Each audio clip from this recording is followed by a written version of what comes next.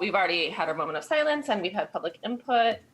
And so we would be on topic. Superintendent, we have the budget presentation as the first. Yeah. We do with Mr. Ward. Did I miss something, Phil? We did.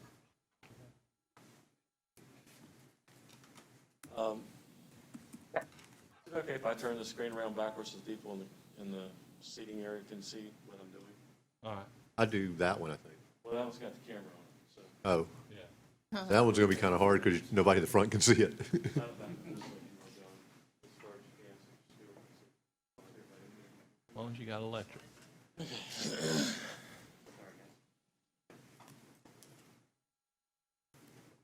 Sorry about that, Madam Chair. I didn't realize that there wasn't a way for the public to view until I sat down. Well, thank you for fixing. All right. Is it gonna be small print? Block the board. Man, Oh, I- no, that's what I'm laughing I at. tried to blow it up. There's a presentation though, right? We can No. follow along with. I don't think so. Hey, that's capital plan, you're right. Hopefully. I don't think we had one digitally. So, just so you know, I'm watching it on YouTube as well on my other computer, and when you do that, yeah, you do block the people, the board members and the okay, now you're not. I was just trying to make sure you knew that. Thank you. Yeah, there you go. That works.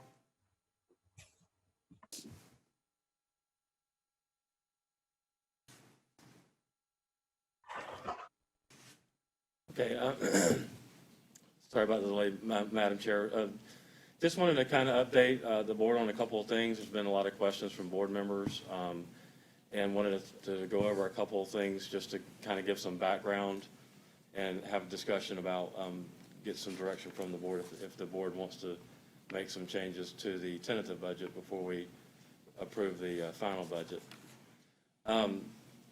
So one of them is the school budgets, and I thought it would be good to kind of go over historically what we've done with school budgets. We allocate the majority of the school budget, the operating budget, based on the number of students. Now, this budget doesn't cover things like utilities. It doesn't cover any kind of payroll related, no salaries, no benefits. This is their operating budget for them to buy their materials and supplies for their schools, not their instructional materials. That's all done at the district level. So this is more of their day-to-day operating supplies for their school. Allocations prior to 2007 and 8 covered subs, substitute teachers, and custodians, and were as follows. Elementary was $100 per student, middle was $115, and high was $130.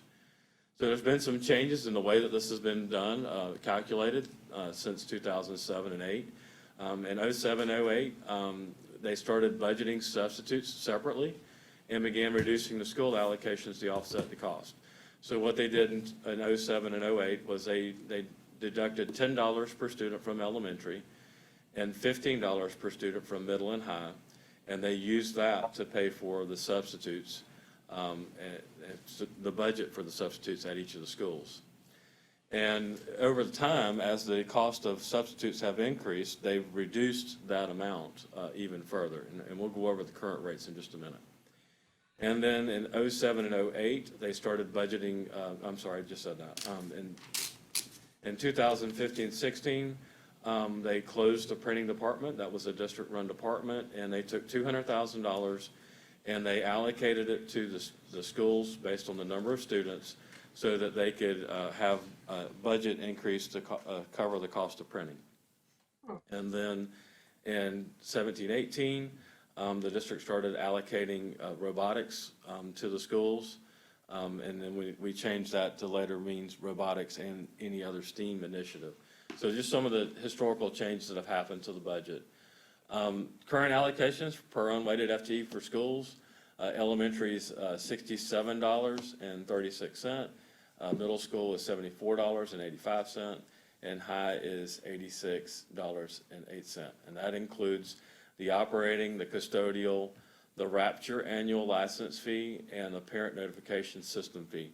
And so we take out of the school operating the average of the last 3 years of custodial supplies. So it doesn't add or subtract from their allocation, it just separates it out so that the schools will have a budget set up for their custodial supplies. And then, of course, throughout the year, they have the ability to amend that back and forth as they need to. So real quick, I just wanted to bring up what the school operating budgets look like. And you can see it's based on an allocation. It starts with their unweighted FTE, and then it's multiplied by their per student account allocation. And then we subtract out the custodial supplies, Raptor annual license, parent notification system. And then we also have band, athletic, printing, robotics, and then the total. We only allocate 85% at the beginning of the year. And we do that because throughout the year, it's allocated now, but we don't know until actual start of school how many students are going to come in. So we withhold 15% until after the October count, so we know what their actual student numbers are. And then we release the rest of the 15% after it's been adjusted. Now, is that 15% off the top? Yes, Okay. yes. So go to their total that each school gets. This is the 85% total. Can So you read that number, Scott? yeah, so Beverly, I think the top one is Beverly Shores at 78,637. So a large elementary school is going to get 141,000. Rhymes gets 34,000. Of course, it's our smallest elementary school. And then the middle school, they get around 130. The larger ones get 160. The smallest one gets 67. And then high schools, the smallest high school gets 126,000. And our largest high school gets 344,000. The total is 4.7, Yes, 4.8 million. yes, sir. They do pay for their own subs out of that, or they don't? They do. Yes, they do. So is that one of the reasons subs seem to be such an issue? Like, would it be less of an issue if the funding came out of the district? I don't know how to answer that. It could be either way. It could be that they would use the subs more or less, that some of them may save some of their sub money so they have money for other items. But that's really a principal decision. I couldn't really weigh in on that. And in that category, don't you also have a line item there for like custodial subs? They're included in the sub. Oh, they're yeah. combined now, because at one time they were separated. Right, and the sub-budget, and I was going to talk about that on the next slide, but the sub-budget is based on their number of classroom teachers and their number of custodians. Right. So it's 3 days per one and 10 days per other. But when we allow the schools to control the subs, an issue I heard, and maybe it's been resolved, was that the administrator would save dollars and have teachers covering classes to preserve those. And how have we addressed that, I if at can all? speak to that if you want me to, Scott. Mr. Farnsworth is trying to Oh, address that question. you. It's very hard to hear him, though. We can't see him, that's why. Yeah. Am I- is I he can't on see him Zoom? or hear him. Can you guys hear me? I can hear you. Can the board hear you? I don't know why you can't see me. My camera's on. I don't know. It's because of the view, because he's sharing his screen. Oh, okay. There he is. Yeah, subs are always a hot topic, and it's handled differently depending on where you're at. I don't really think, theoretically, at a point in time, I think you probably had a real push to have teachers cover classes. That's not really the case now. What you have now on the elementary level is subs they would cover for each other because they feel more comfortable splitting classes up, and for certified teachers to take on a few of each one of their kids. So that's been left to a teacher kind of voluntary situation. And then at the high school level, you've got, they call in subs, and perhaps if there's a shortage at certain schools, they just struggle to get them in. I think the principals are doing what's pure out of the school. So I don't think they're doing anything to try and conserve budget at this point. They're doing what they can to cover the classes with the best available people and not take advantage of anyone at the same time. how are we going to deal with this year if That's we what I was gonna ask. anticipate that we're going to have more than normal teachers out? Is that still going to be on the school? No, No? I don't, it's with the CARES money, right? We have, so will the district handle that? I believe we have to see how we're impacted. Essentially, I think it's undefined at this point. We've set up to try and get as many subs as available as possible. One thing I can say is that, you know, it's not going to be a matter where we try and keep our cohorts pure. We're not going to be asking teachers to go and cover other classes unless it's an absolute emergency and that's the only available way to cover it. And it's not just teachers at that point. It will be any available folks at the school that were cleared to be with kids and cover it. But that's not what you were asking, is it? You're I don't know if it's asking, coming are out you of asking school where the budget. funding's coming from? Yes. Yeah, I'll have to defer to Mr. Ward as far as an Yeah. allowable cost for CARES. There's no set aside budget for that in this budget. It'll have to come out of the fund balance. But We did designate some CARES Act funding for any sub needs, knowing that the cost may increase. If we can get subs, right? I mean, that's still been the challenge, but I know HR has been working extra hard to get out there and recruit. And I know that we've had some retired teachers coming back to serve as subs. I think what you're going to find this year is all hands on deck. I might be subbing, and that's okay. I would love to, actually, get close to kids for a while. It's just going to be where teachers are out, because we're not going to be splitting up kids and asking teachers to take more kids. We can't, because we cannot put more kids in a room. Cohorting purposes, the kids have to stay together. So, you know, Mr. Ward might be subbing. We all may be subbing, but we're going to take care of kids, whatever that looks like. Where there's people out, we're just going to work with schools to make sure that if there's no one at the school level who can cover the class, then we'll work to help them. does Do the we- administrator hire the sub, or is it in a pool? A pool. You have the ASOP system where it's a pool of people who select jobs that become available. Whenever you get down to some of those last minute emergencies, there are school-based people that are trying to get coverage. But overall, a normal job at a school for substitute, it will be the sub selecting the available jobs. And just a note, Chad, on that pool, we might need to look at updating that, because I've been hearing that when they call for subs last year at certain times, from the pool, they had taken a job elsewhere, or they had been off the subs, not wanting to sub for a year or two. So just We have time limits to where they're purged out of the system, and we give them notice that they're going to be purged out of the system. So we stay on top of that pretty regularly. I can't tell you that some might not work a job and be butting right up to that time limit. That probably has occurred, but we keep an active list, and right now it's definitely active. We've been scrubbing that list all summer long. Another thing too on the subs, I know in years past that when the head custodians would go to the principal that would be, or assistant principal over them, and say, hey, I need a sub, and they would say, we have no money for subs. So, I mean, are we looking at that? Because with this pandemic thing going on still, we may have custodians out, which I know John has went and a firm out of Umatilla that would come, but I don't know about individual schools that may have one person or two people out across the county, how that would work. So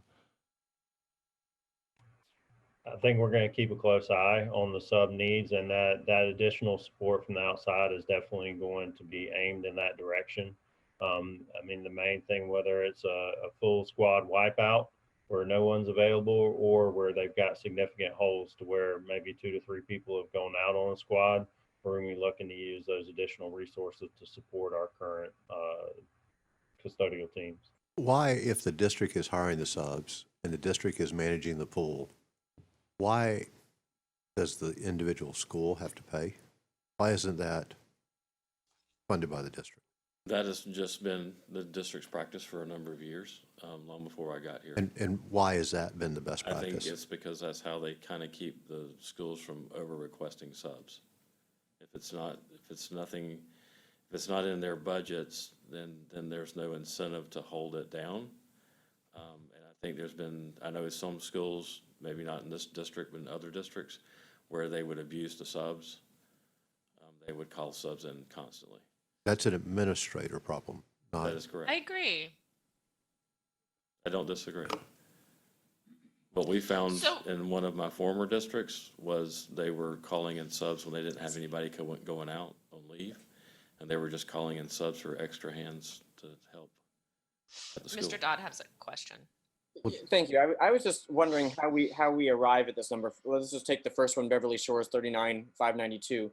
Is that number derived based on how many teachers are at the school and how many days they historically have taken, or is that if every teacher at Beverly Shores wants to take their full allotment of sick and personal days every year, that substitute budget would cover it? Or how do we get to that number? So what they do is they take the number of teachers and they determine 10 days per teacher, and then they determine the cost of what the 10 days are. So it is based on the number of teachers. They also do the same thing for the for the custodians, but they only do 3 days for the custodians. And that actually went down last year because that was the idea of increasing the team that Steve Putnam has that can go around and help out when they have sub issues for custodians. So they reduced the number that the school paid for, but then the district has custodians that can help out whenever they have absenteeism or needs a sub. So this number covers every teacher to take every one of their accrued days, I guess, through, well, I guess not accrued, just this 1 year's days, right? So shouldn't there always be money left in this budget at the end of every year? Because not every teacher takes every one of their 10 days, right? Yeah, When that you- is When you run the data, you average every teacher taking about 8 to 10 days. So it soaks up a lot of it. So is that because, let's say, we decide to send a group of teachers to a workshop? Obviously, that's not counting against their 10 days, but we need a substitute for that class since the teacher is going to be gone all day. So that gets pulled from here too? Or does that come from somewhere different? Typically, if they're being called in for a workshop, there's a different set of funding for that covers that sub. Can I speak to that for a second? Yes, Sure. Dr. Weisskopf, please. So if it's a district workshop, it would not come from the school-based subs because we cover those at the district, from the district level. But if they chose to send them to a workshop, at the school level, then I'm assuming it would. Scott maybe have to answer that, but I want to make sure you knew that if we pulled them for a district workshop, it does not. And then we'd have a budget elsewhere to cover that.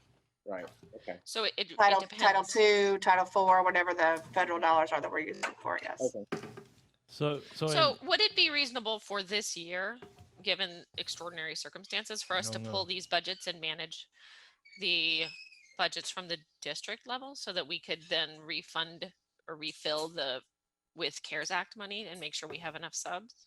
Didn't we have a Thank you. I didn't hear Mr. Matthias if he said Yeah, something. so. We had an issue with our submittal because we were going to hold reserve dollars, and I think that was one of the holdups, so we had to resubmit. That's true. So there are no dollars in CARES Act for salaries. Yeah, right? Or ever? Oh, We wait a have. minute. Yes, I we have. can't hear you. Yeah, so the resubmittal does have some allocated dollars for any additional allocations needed, especially for virtual. And then we do have a line there, last I saw, was to be determined in regards to the dollar amount we might need for subs. Well, and we're still working on that, but there's not a lot of money left for subs Yeah. with what we've got in there. And, I just know there was a line for it. yeah, but then much was the left. Department of Education has basically communicated to us that before they pay for any allocations or salaries, we have to document to them that there was a need directly related to COVID-19. Are subs considered allocations or salaries? Okay. But, and, Is that a yes? We're I didn't. putting- No, I it was a didn't- no. no, Okay, thank you. but anything that we put in there, they're gonna want an explanation, and they're gonna wanna see the actual expenditure increase before they release the funds to us. Okay. So back to Mr. Mathias's thoughts, I think it was about the sub pay being done through the district versus the other. So if we were to take all that monies back in the district, then pay it out from that, is that what you were leading to? That's what I'm leading to. And then we also, during that time, we tell them, okay, during this, you've only got X amount of days of subs that you could use, but we're going to hold the money at the county office and pay it out that way? Would that be something that we could do versus that we just say, here it is, as has been talked about, that they say, well, we'll use that money somewhere else. We've got it for subs, but it's in our budget, so we can use it elsewhere. So if we maintain it at the county level, then we maintain it there just for substitute use. Is that something we could do? Well, I think typically what happens is they run out of their sub budget and they use some of their school budget to cover it. But what we could do is we could say, you cannot move money in and out of that function. This is your budget for subs, and this is your budget for subs. Now, if they overrun it, they can take it out of their operating. Right. But if they don't have, in other words, if they don't spend it, we can do a use it or lose it. So if they don't spend it, then they just lose it. And then that way, that would stop them from wanting to harbor up their subs and to save money and then spend it somewhere else. Well, I'm not trying to micromanage, but I am trying to get a handle on this process. I enjoy the fact that if teachers decide that it's best interest of their students that they divvy up the kids, and teach them without bringing a sub in, then I think they should have that autonomy to do that. What I don't want to have happen is what I had heard was happening, which is that administrators were saving those dollars at the expense of teachers having to use their breaks or whatever, planning periods, and be substitute teachers. And I think that if we're handling the HR, we're handling the recruitment, we're handling the backgrounds, and we're sending out the subs, right? The administrator just makes a request. Why are those dollars over there and just not at the district? Again, I wasn't here when that decision was made a while back. They've always been included in their operating, and they got separated out years ago. We can go in that direction. I think the concern, though, from some principals versus others is I don't want it all to go to the district because I manage my subs well. And then if someone's not managing their subs well, then they're going to get the lion's share of the district's more unproportionate. Well, aren't we, with district control, aren't we then going to know that quicker? Oh, Yeah. I see what you're Right. saying. And we can monitor that. But what I would also say is before we go down the road of making a change, let me pull what each school's doing individually and see how far off are they. Are they really saving a lot of sub dollars and moving it over somewhere else? Or are they spending most of their sub dollars where they are? Yeah, I'd like to know what the unintended consequences of this change would mean. But And I'd like to have- But I also believe that it would give the district better control of How the funds are how the used. funds are used, personally. What about any schools though that have like subs? So I'm thinking about like the school where my kids go, they have like subs that they use all the time. They're like their regulars and that's the school they sub at. So if the district managed that, would that take away the opportunity for those kind of Umatilla subs, Eustis subs, Cypress Ridge subs, where they just have their cohort of substitutes that they use? I'm not as familiar with ASOP, the program, but I would think that we could handle the money and allocation And they could portion. handle They who? could still handle the requests. Because I Yeah, know your some of subs them do are request. still And by the selecting the way, jobs that they want. the use it or lose it that was said a few minutes ago, that sends chills, just so you know. Oh, I know. So, That bothers me too. It Yeah. bothers me too.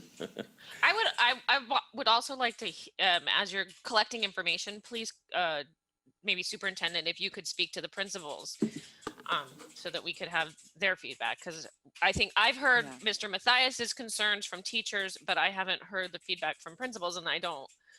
I'm hesitant to pull money away from them if they're like, I'm doing a good job, and although I like the idea of putting it all at the district. But actually, you're not pulling the money away from them. It's just you're keeping it available through the district to handle the finances of it. The money is still there, allocated X amount of dollars for that school, But once they reach that limit, then it's up to them where they're going to pull to have other subs come in.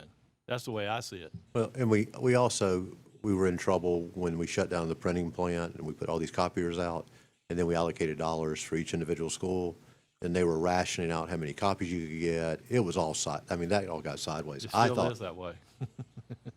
I kind of thought we'd gotten a handle on it. Apparently not, I guess. But there are, I think that for me personally, that as the SAC committees approve these dollars and how they're spent, and that you have citizen volunteers involved, when we have the real competency to really evaluate budgets for schools and allocate. And I think putting the burden of our administrators to be both educators and CEOs may not be the best use of their talent. That's just my position.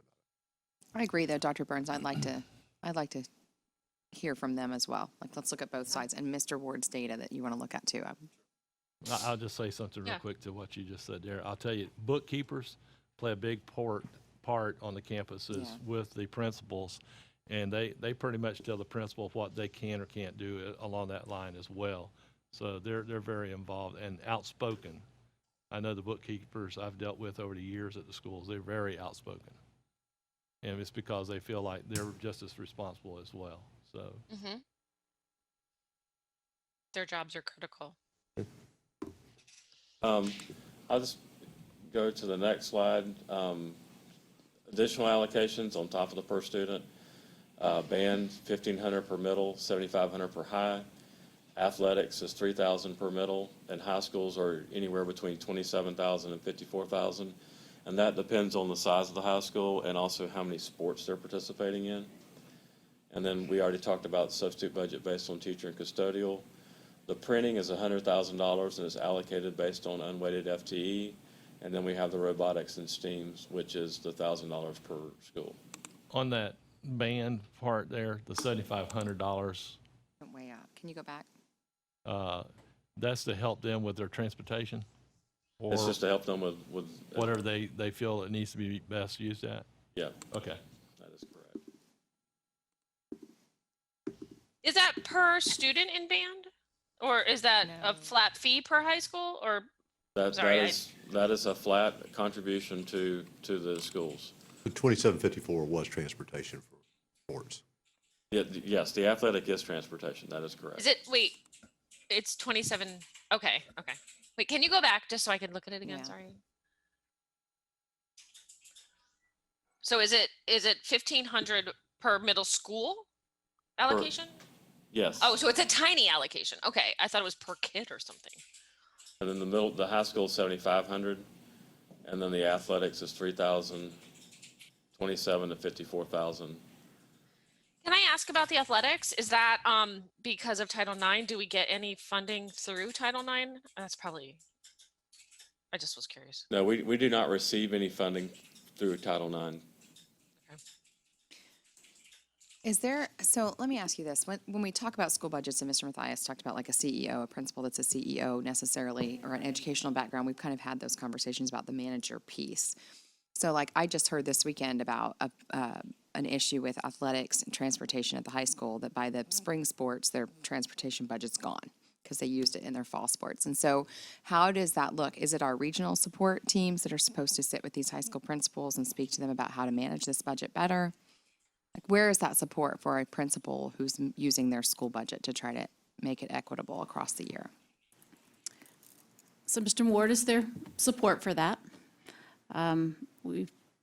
He's provided some training and different coaching in that area, especially for new folks as they're taking over the role of principal. So I know we've talked about expanding some of those opportunities, more budget training, and then working with them more on a one-on-one basis. It's kind of where we were headed, and then the world fell apart in March. So that was the plan going into the school year, and I know he's provided some coaching and support along the way and some of his staff. So Our regional leads have all been principals. I mean, our yes, region leads that, Yeah. okay, but they don't necessarily do budget. I'm sure that they do. I'm sure that that's one of the many things that they provide support for. As far as athletics, the district athletic whatever his title, official title is, he also has, conversations with them. That makes sense. We have some that spend more than their budget, and we have some that spend less than their budget. It has somewhat to do with how much they fundraise or don't fundraise, and how much do they want to fundraise additional? Do they not want to fundraise additional?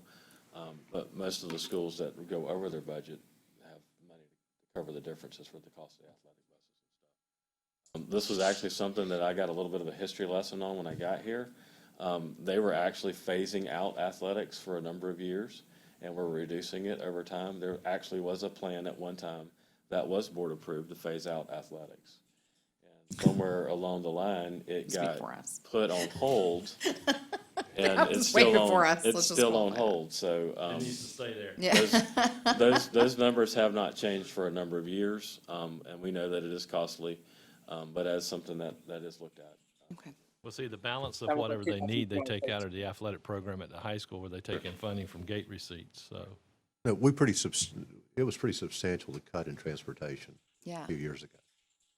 Well, and when I heard that, I mean, literally, I heard it yesterday, that by the time we get to spring sports, we don't have money for transportation. So then the schedules, and especially with some of the new rules where you don't even have to necessarily play anybody in your district. So how all that's impacting the sports programs, I'm not sure, but it might be something, Mr. Mock, I don't know, like taking notes about auditing. But something to look at for us to kind of analyze back towards that. Because the thought of any program, athletics, band, academics, whatever, Well, being and the other used. part to that too is some of your larger high schools, even though they get more funding, but in a lot of it, you see $30,000 that goes straight down in some of those areas there. And they're looking at, this school got 30,000 and they're half our size, and we got 30,000, we're twice their size. And so, where they're taking one bus for the whole football team, we're taking 4 buses. And so then when you're do that all the way down to the spring sports, that's where some of the lack of funding is being seen. I just believe that you cannot be a master at everything. And if the expectation is for our leadership at the schools to lead academically, which in my opinion they should, that adding this layer of responsibility for budgeting, whole financial component to the school, I don't see how that's possible. They wear both those hats well. That's all.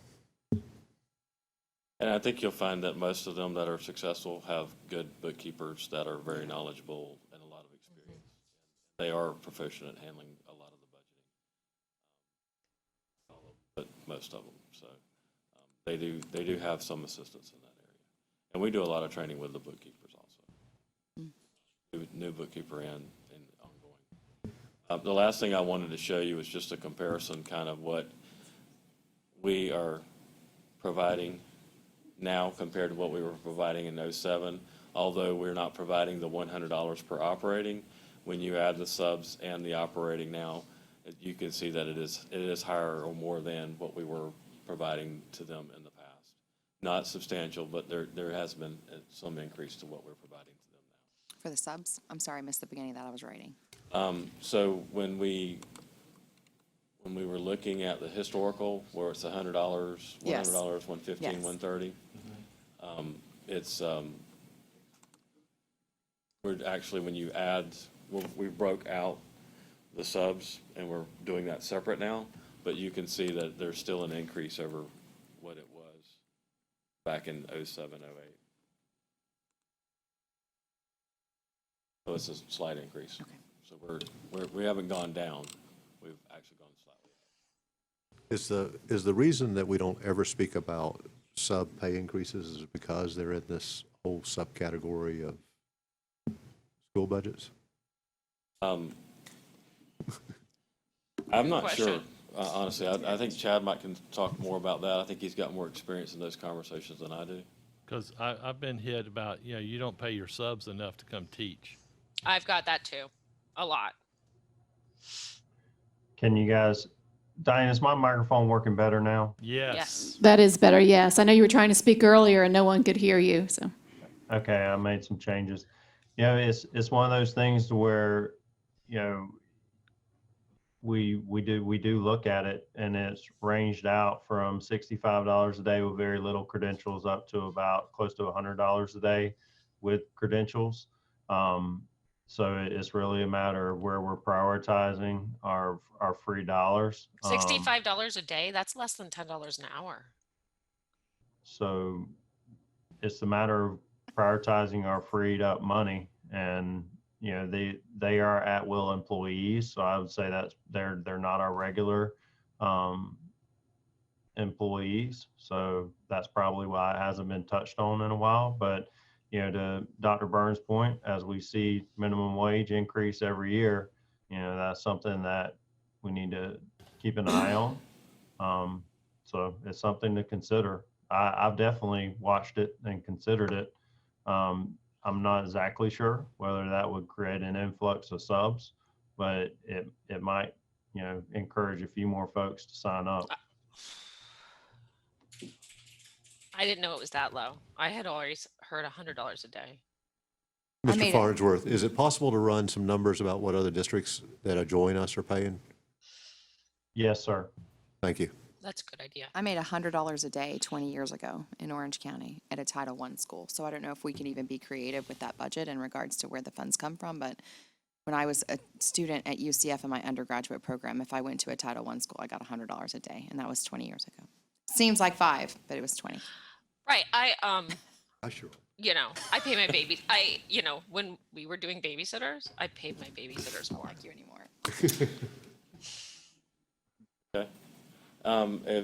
If y'all don't have any more questions or comments about the school budgets, we'll move on to the department. Mr. Dodd does. Yes, I have questions about the school budgets, but not necessarily about substitutes or band. So I guess I've kind of been holding those questions. So the big topic on my mind is if we go back to our Neola discussions and what we landed on with fees is that, you know, it seems like a lot of the fees that schools were charging were not fees that they really should or can be charging.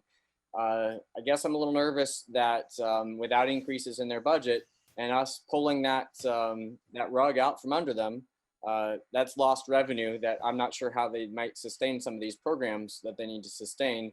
Similarly, in all that process, we also came to the conclusion that they weren't allowed to force a child to buy some supply and then mark it up as a forced fundraiser, you know, and so that's lost revenue for these schools once again. So I guess I've got a level of concern there that that schools are going to be having to clip more box tops and do more bake sales.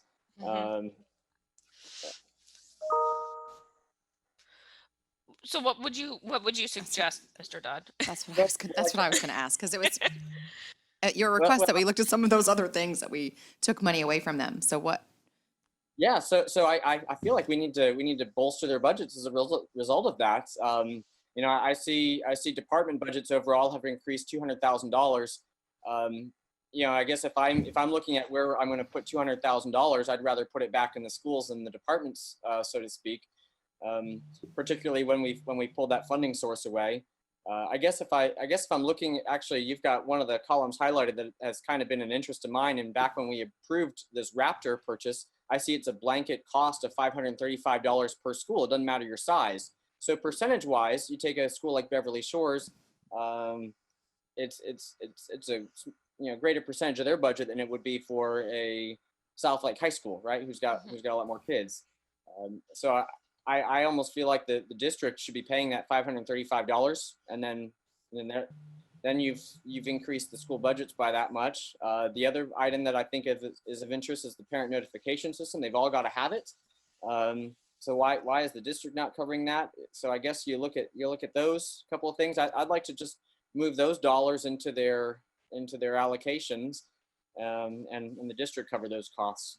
But where do we cover it from? It would be my question. Well, we've got $200,000 budget for departments. I guess I'd like to look at that. And like I said, I'd like to shift more of that to the schools. I guess I'm just, constantly frustrated from the years of being an educator where I see that here's the school, we're clipping box tops, we're selling candles, we're selling magazines, we're doing booster thons, but I don't see a single department having to do that to fund their supplies. And that's where this goes sideways for me. So I look at these schools who've been charging fees because they had to, but then we determined that those fees were not ones that they could even charge because, well, we guarantee a free education, but we're making students buy materials for the classroom. I agree. I think we have to compensate in some way. So where does the money come from, I think is the right question from Mr. Gamble. I was just going to say, Mr. Gamble asked where could that come from? And I see both a safety and a health need in both of these, Raptor and the parent notification. A lot of times parent notification systems sending out safety issues and health issues, and we're probably going to see a lot more health issues this year. So I think both of those could be easily absorbed by the millage. And then these funds could roll into the schools as they were budgeted for the operating. And that would put $68,640 back in the schools. Total. I like that. Yeah, because I mean, some of the schools, that's another, $2,000 depending on the size. Right. Some even high as $3,500, the larger high schools, so that would offset, I'm sure, some of their revenues from their sales. As long as it's understood that this is to be put in place of where they lost fees of their certain classes and things of that nature there, rather than that they just have a free hand to utilize it. I would see that. I don't think it's that much funding. I mean, we could. Yeah, What was the it's just not total that again? much.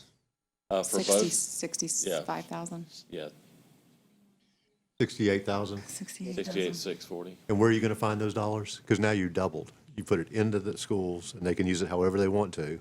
I can And cover the then where are cost. we going to cover it? I can cover the cost of that with the millage. 0.75 0.75 millage, safety millage. I think both of these are tied to safety and health, so Okay, I'm cool I with think I that. could justify that. I'm totally cool That with was that.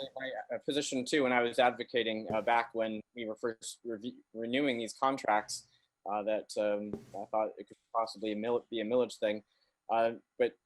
So I guess it looks to be that this education piece that we do with principals. For instance, if we give them this additional funding, we would now say, now we're expecting that you should be able to provide new PE balls for your PE program, that you should not go tell your PE coach that he has to go out and do a fundraiser to buy new basketballs, right? That now you've got this extra money for that purpose because we eliminate. It's only like $1,300. That's not gonna. I mean, That's a that'll lot of buy some. volleyballs. It is a lot of volleyballs, but it's not a lot of like. it's only like 2 band microphones, equipment. right. Right. Right, But so that the would be idea, more middle school and high school that you're talking about, those dollars. Elementary wouldn't be so much into the band and things like you would at middle and high school. And that's where you Oh. run into your fees for uniforms and different things of that nature there at your middle and high schools. And that's where they were being charged some fees for that because of the uniforms. So we would actually be taking, we would be covering the cost for the elementary, but we could roll that into the high. And since there's so many less, that makes sense. So that's really more around 3,000. Say what? I didn't hear us say we was going to roll that into the middle and high. I heard it was all going to be rolled into that school, the monies that they would normally pay for the Raptor and the robocall, that would be rolled into their budget with the understanding that it would go to pay for classroom fees of the students that would normally have to pay. But when we talk about fees, we're talking about like the agenda fee that might cost the school $3.25 when we were charging $5 or $10 for it. We're not talking about band fees. No, we are, I think. No, we never said that schools couldn't charge a band fee. Okay. That's correct. Right. Okay. Because we're in some of what we did with the Neola, we hurt some of our CTE programs and some of our other programs by not being able to charge fees. I heard about that already. So I guess what I was saying was more of a suggestion, not a. So what I was saying, my idea, I guess, is that elementary kids don't really have fees. So if we covered the cost for the Raptor and the parent notification system at the elementary schools, we could still take the total of 60,000, and it really would only go to the middle and high schools. But here's where I'm They're the thinking only ones with fees. that money too. Okay, so for instance, if we look at these budgets, there's no art allocation there. That it relies on a principal saying, okay, I've got an art department, so I'm going to carve out some of my school discretionary dollars so they don't have to go out and scrounge up and request donations from the community or so on and so forth in order to make my art program work. Some some places maybe that happens, that where the principal does forward money onto the various enrichments, but in other places it doesn't. And so I think I've got a concern there, because the enrichment teacher, they can't just send home the school supply list and expect 500 or 1,000 kids to all come back with whatever have you, that they're all going to come to art class with their own crayons. They're not. The crayons are in the schools in their traditional classroom, and so then they get to art class. Well, now the teacher's got to have crayons for everybody. Teachers got to have colored pencils for everybody. Got to have paintbrushes. Got to have paint. Go on, so on and so forth. So there are expenses that I just don't know that the enrichments are getting adequately covered out of the school operating budget. Not to get too much into the minutia, but I happen to know that like Apple Mart has the crayons and that kind of stuff. I mean, No, they're just not. they were quality. very specific about what crayon they wanted, because I donated to the Red for Ed. So I'm not certain. I hear what you're saying, Mark, and I'm just saying that Right. that So we're when you kind go of getting down- into the minutia of crayons when it really should be kind of a budget thing. And It is a budget and thing. maybe, no. But do we make it, in my world, do we make it a categorical that they have to spend it on?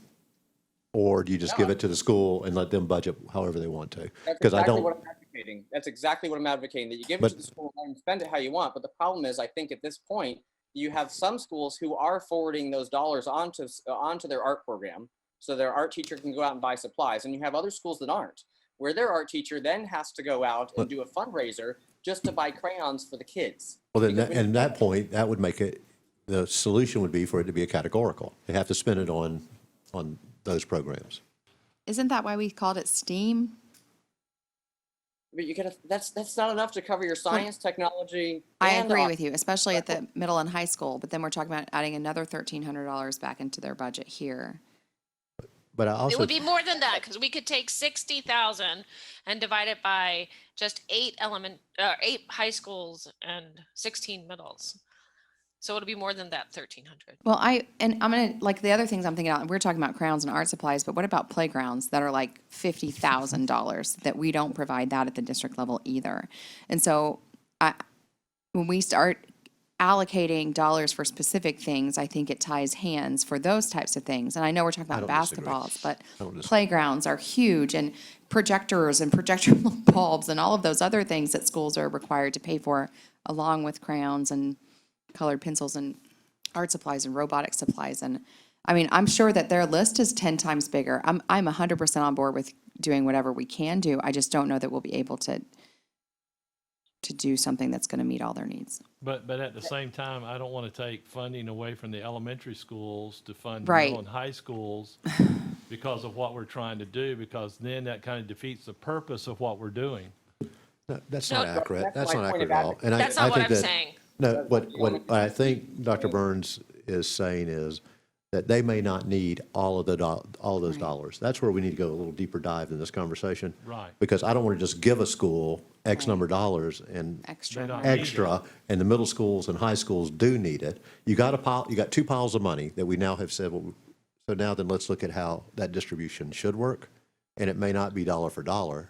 It may be something different. That's all. And, Yeah. and it may be dollar for dollar. But right now, Yeah, let's look at it and see how we should allocate that money out best for the schools. I agree with that, but I'm just saying, I didn't want to take all the money away from the elementary schools and not leave them something. Okay, that's fair too. I agree. They definitely, We I want to not give all saying the that. money. No, that's what she said, though. no, she didn't. Well, I did. I said, Okay, you just said. we would pay for we would pay for all of the Raptors and all of the parent notification Oh, systems for okay, everybody. never And then mind. we, I didn't hear then that. we I have was on my own little roll of 60,000 evaluating it. left from the, then we have 60,000 that we can pay out of millage to the schools. Mm-hmm. So I was saying we could we could not give to elementary and give to middle and high, because middle and high have the fees. So if it was just going to fees, we could do that, but we can allocate it. I'm not saying we should take everything away from elementary. If I agree with Mr. Campbell, that was probably a bad idea of mine. You know what's the oddest thing? Sitting here with that TV turned backwards, it's like each speaker has their back turned to us because the sound's going the opposite way. Oh, that is weird. Yeah, it's totally weird. I thought it was coming out of the ceiling. So while we're on this conversation, What slide number are we on? I'm trying to go fast. We're in the first quarter. When we distribute that $68,000 back to schools, see the Raptor is currently not allocated on a per student basis. And so I guess as a result of that, when you scroll all the way over to the right, we find out some schools are funded more per pupil and some are less. So it's the classic story of Lake County, where we've always complained how low we are in the per pupil funding. So would we then use that to create more equitable funding where somebody is not 42nd in per pupil funding? Oh, Out of 45 schools, I like it. Right. Yeah, that's kind of what's happened, right? Because this is a flat expense. So it almost seems like when you distribute that, you got to divvy that up per student. So somebody might get more than $535. Somebody's going to get less than $535 based on the number of kids that they've got. Right. That's what I think we were saying. Let's look at that whole pot. That's what I was saying. Yeah. Correct. We're I think good. we're on the same page. On that same topic, and I completely agree with you, Mr. Dodd. I would have, if I was here at the time of that allocation, I probably would have went per student and not flat rate, because I know it does cause an inequity. Same thing with the robotics team allocation. It's a flat $1,000, and it's not based on the number of students at a school. And I also would recommend that we roll the printing back into the operational and not separate it out, keep it separate anymore, and just let the principals decide how much goes towards printing and how much doesn't. So if the board's okay with that, I would take that move. I'm not asking for a vote. I didn't hear any opposition. I support all that. I think it's an education piece, because just making sure that people know that we didn't cut their printing budget. It's just rolled in together, where now they can be flexible on whether or not they want to use it for that, right? Right. How do y'all feel about taking the same amount of robotics funding and reallocating it based on number of students versus flat amount? Is there any major opposition to that? I wouldn't say it's major opposition. I would be concerned about, and I bet it's the same concern as Ms. Luke, about maybe we need a bottom, like a minimum amount. Right. So that's very small schools don't get. That's right. Right. And I was even thinking about the size of a program, and that would not limit, obviously. A bottom is a great idea, Dr. Burns, because I was even thinking you might have a smaller school that has an extensive robotics program. And then if we say, well, you don't have as many kids as, say, Lost Lake Elementary School, who has a less extensive program, so we're going to give some of your money to them. So I don't want to undercut anybody that has grown a program based on their school size. So Yeah. a limit would be a really good idea too there, just to consider. I just hate when we start looking at size dictating how much dollars we get, then, my neck of the woods gets cut. Because don't want to penalize the smaller schools. They may have the activity there and going, so I don't want to see Right. that much of a penalty on them because of their size. But I do agree that you have a base amount that you start with, and then you move up from there. Yeah. Well, the $1,000, and if we recall the history on that, we came up with that. Some schools weren't using it. Mm-hmm. Well, it cost $996 to kick off a robotics team by buying the necessary equipment at the time. They've had 3 years if they wanted to start a program, and I think Right. that was the original intention of this. So now at this point, I don't know that it makes a whole lot of sense to keep giving schools exactly $1,000. Right, and I, like you, share the concern about small school disadvantage. I hate to see that come into play where somebody gets $20 and what do you do? Right. You can't do anything with it. Right. So, Well, and even, I mean, I know you mentioned robotics, but now we changed it. We added the STEAM program. So like if I'm specifically thinking about Umatilla Elementary School, they have an amazing STEAM teacher there. Like you should see his lab. It is phenomenal. And his STEAM nights are on point. And so I'm sure that is a budget that he knows he has, and that he works with the music teacher. They have worked together. It is just a really nice thing. And so for them to hear, well, because your school is the smallest elementary school other than Rhymes, you don't get that $1,000 anymore, would probably be pretty disheartening for the work that they've been able to do. So I don't want, I mean, I can put specific people in this conversation that they've impacted thousands of students at this point because of that allocation, so. I agree. Well, then, I think what I'm hearing is basically leave it alone, because 1,000's about a minimum anyway, so, I'm fine with that. Okay. Okay, No, I'm as a thinking- categorical or as a discussion, I wanted to bring up PPE because I'm hearing schools are taking out of their school budgets to buy PPE. We've already increased a budget in John's department in order to provide PPE, distribute PPE out to the schools. And we're also increasing that with some CARES Act funding. So we're budgeting at the district level to distribute out that PPE to the schools. So the schools need to, like, why are they, I don't know, I would have to ask for specifics. I don't know why, but I have been told schools are buying supplies. It shouldn't be.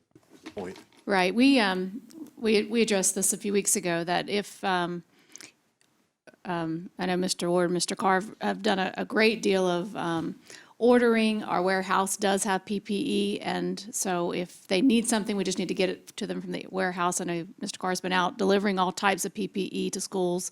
He said how many face shields you want, sent out the order, sent it out to the schools. You know, all of those things have been happening. So I think what you have is folks who just want more above and beyond what we're providing, and if they want to use their funding for that, you know, certainly they can. But if there is something that they need to let us know what it is that they need. Okay. Thank you. Okay, very good. Okay, so are we ready to move to department budgets now? Can I just go back to printing for just a second? Because I don't want to leave that conversation with anyone leaving this room thinking that we're cutting printing budgets at schools, because that's not what you said. No. You're just moving the money into operational. What we have is, printing is one of those categoricals where some schools don't realize that it's there, that there is a separate categorical, and we see that monies are left in that budget at the end of the year. This would help them to realize that they do have enough in their budgets to be able to cover the cost of printing for teachers. One of the things that I said as a directive about a year or so ago is that we're not going to give teachers only X amount of money and say, this is all the budget that you have for printing. And anytime that I hear that, we make sure that we correct that, if teachers need something, we need to make sure that they have the monies, they have the resources. And so we've not been limiting that, and we will not do that. Excellent. Okay. Okay, next is department budgets, and I just wanted to start out by going to the website where I have a comparison of last year's original budget to this year's tentative budget. And as you go down and you look at the differences, you can see that there were several departments that had reduced their budgets throughout for this year. And overall, their non-salary, non-benefit budget is overall down $33,000. Now, that doesn't sound significant, but there were some pretty good reductions in department budgets. But then we also have a couple of departments that had to increase their budget, and I believe most of the people are here to answer any specific questions. But when things go on, like building new schools and new programs and things like that, obviously you sometimes you have to ask for more funding. So before we jump into that, I thought I would take the opportunity to crosswalk everybody between a department budget request, which is also on the website, and then our the tool that we use, the Google Studio data studio tool that we use for the budgets. And Scott, while you're pulling that up, can I just ask you a question? Because I think when I pulled this on Friday, it said the department budgets were at $10,395,000. So that was a difference of $192,000. Have you pulled up things out of there since? I guess I'm wondering why there's only a $33,000 difference now than the 192,000 when I last looked at it. Yes, I wanted to compare the tentative budget, because that's what we were talking about, when we originally put out that, department budget summary. We had added $200,000 to John Carr's budget for that PPE. And since that's going to be CARES Act funded, I pulled it out Okay. and put it in a separate, fund. Okay. All Okay. right. Thank you. Okay.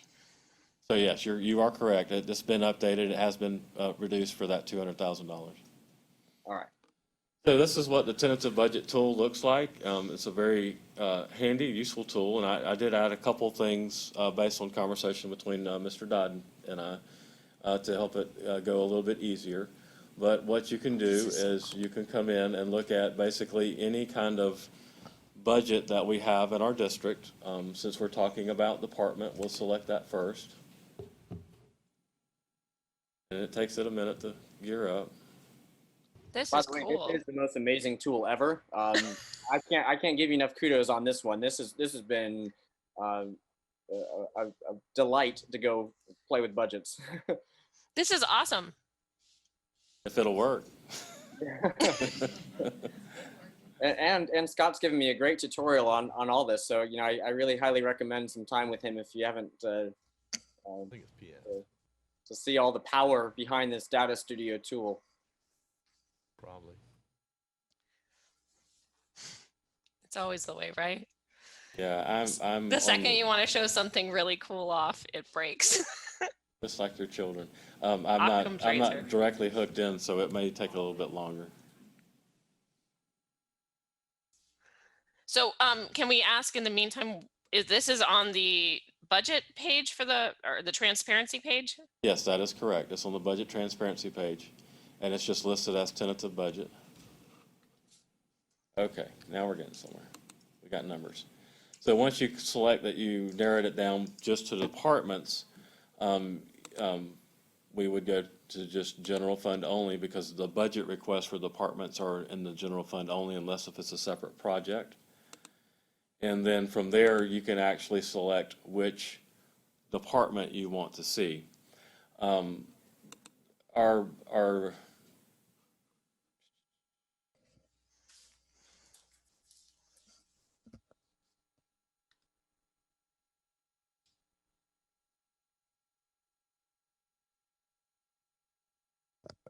trying to pull up another document, sorry. Okay.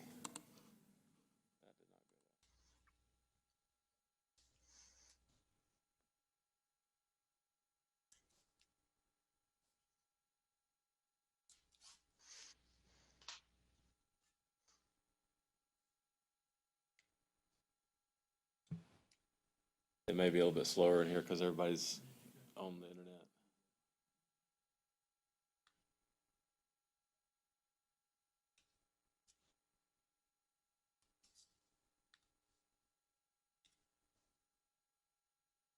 Yeah, but where's it at on the home page?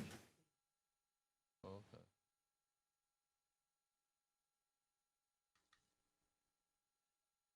Okay.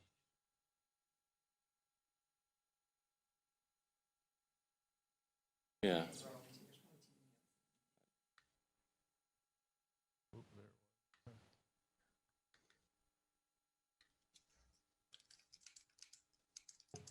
Got it. Yeah, once I get there, I'll kind of. Yeah, it may.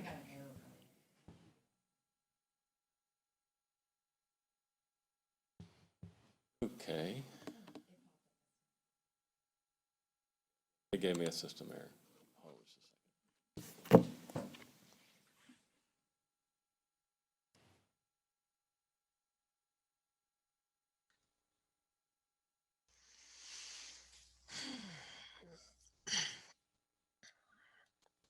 So for anyone, while he's doing this, I Googled just a minute ago, Lake County Schools and then tentative budget, and I've actually been able to pull up the exact tool that he's using, which is pretty cool.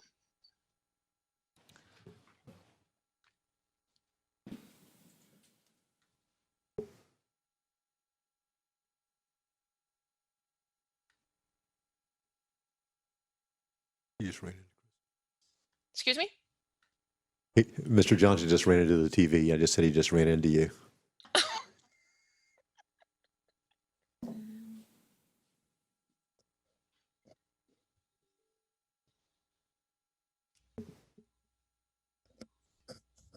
Sure. Beautiful. Oh, I don't know about the other people. Can you guys hear Mr. Ward? No.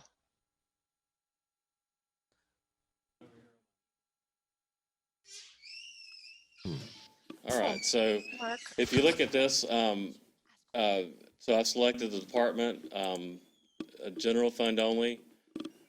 The next thing I would select by object class, and to make it look more like the budget request, you would take the salaries and benefits out, This is cool. and then you would go to which one you wanted to see. So if you wanted to look just at the board, which is y'all's department, you could see the supplies, technology, dues, and fees. You can see the tentative budget, and then you can see the original budget. You also can come over here, and some of them have multiple projects, and you would select just the one project of the facility. That way, it'll show you. It won't bring in the other projects and confuse you with what you're looking at. So if you look at the board, when you scroll down, you can see that they have a $60,000 reduction in their budget request. And of course, majority of that is in fees, dues and fees, and that's because the board sets aside $250,000 in an interlocal agreement to offset the impact fees, and they've already spent some of that. So this year, the unspent portion of that's $195,000. So that was one of the major decreases for the board. And then you can go down any of the other departments and you can see what their budgets are. Nice. So So this if is we- our old budget book. This is our budget book, but all electronic. I love this. Yes, and the nice thing about it is it puts the information at everybody's hands. The not as nice part about it is it takes a little bit interaction and a little bit of understanding to get it to look more like what the old budget book was. So seeing that, is there any specific department that y'all would like to start looking at? I'm assuming that you're more interested in the departments that have increases. And Yes. then we'll work on answering the questions if there are any. Any other? Is that a good plan board? Looks like yes. Let's go ahead with that. Okay. What would y'all like to start with? Growth planning? Mhm. They have a $41,000 increase. Okay. This bothers me.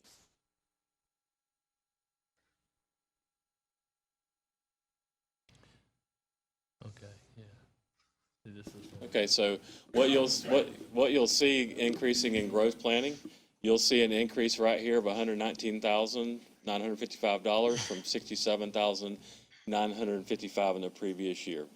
And what that is for is we have fish plans at the district that are very out of date and old. And it's not only is it an issue with being able for maintenance and facilities to do some of their work, it's also a safety issue because we have to provide all of those plans to our law enforcement agencies.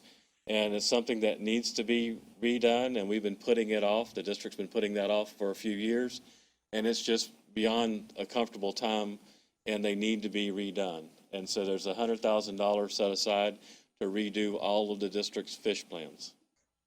Excellent. So if I were to, because I probably will, print, like if I were to be going through this and I saw a question like this line item, for example, what would be the best way to ask you about this? Like a screenshot or print it, or is there easy? You can go to the department budget request, and there's a little bit of information in there. It may not be enough, but if you'll go to growth and look at theirs, this is the request that they actually put in. And Okay. if you look right here, 18,000 appraisals, employee benefit choice, and $1,000 for correcting and updating out-of-date fish maps. Right. This is the other part of But to the Dr. budget Burns, book we used to have. Excellent. to her question, and back when we used to have the book, already missed, that you could highlight and then we could be able to show it to you. How do you electronically want us to communicate questions? Specific questions, because I don't think we're going to go through everything today. So Um, when uh, I Mi- sent my Mr. questions Dodd across, actually, Mr. Dodd actually sent me an email with probably several questions, a page or two worth, and we worked on getting those answers back to him within a day or two. How did you send them, Mark? I noted the Commissioner. line item here on you see, like I went to this detail here because it has a line item. So if I had a question about this $100,000, I would note it as growth line item number 4. And I think did that help you find it easier? It must have. That Yes. sounds like a good plan. Yes. I was impressed by how quickly you got those answers back. So so thank you for that. Okay, So great. you gave him the department and the Excel line item, That's and right. then the question. Is that right? That's correct. Okay, that sounds brilliant. And it worked very well. Love it. Brilliant. Okay. While I'm here, is there any other ones that y'all want to look at specifically? Are You you have, I know some of the larger increases was in facilities and maintenance and grounds, and I'm not trying to pick on those areas, but they have a lot of increased demands on them, and so they had to increase their budgets, and I did ask them all to come today in case if the board had any specific questions. You could ask them directly. So I just have two. You said warehouse and grounds on here, and I have just highlighted a question. And for me, and this is just my notes, I said it's just kind of all over the place, that items increased 10 times from last year in some items, and all items increased. So even the smallest items, like that were $250 last year, are $500 this year, or that were $500 last year, are $1,000 this year. And so I just said, why are we expecting an increase in every area in warehouse and grounds? Has it gotten larger? Have cost of products gone up? Like, why did we see just like an across the board increase? And if I can just add to that, one of the things I know, like when I was looking at a couple different things, I know like every budget, every department has like conference calls, travel, cell phones, et cetera. It might be helpful to have like a number of employees that we're speaking about, because I know sometimes employees are paid out of different funds, and some are paid out of the general fund. And so like when you see a cell phone number that's huge compared to a cell phone number that's short, like in my head, I'm thinking, well, this must be a much smaller department.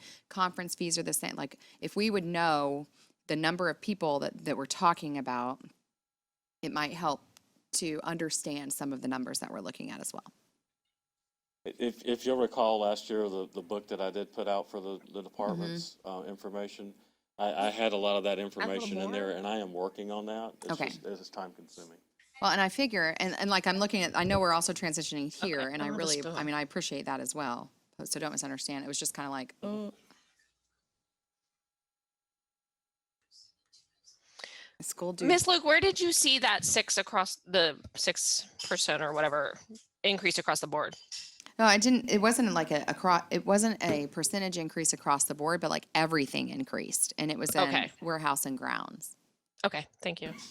I do know this year, we actually did, and I always don't like to use this term, but we did a zero-based budget. We did not provide them any of their expenses from the past or their budget from the past. And I know that some of the departments, especially like in grounds, where they actually have 3 sub-departments, they actually looked at what have they been having to move from one department to the other through budget amendments through the past couple of years. So you might see some shifting.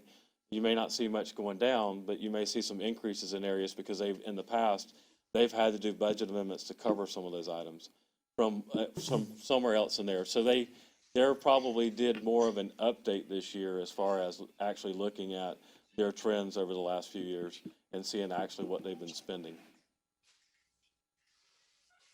Okay, and just to be, so I didn't look at this document. I looked at the Google spreadsheet that you had up prior to that you could click. Yep. So I was looking at warehouse and grounds there, and I'm making an assumption that those numbers are the same as the ones on the page that you were just on.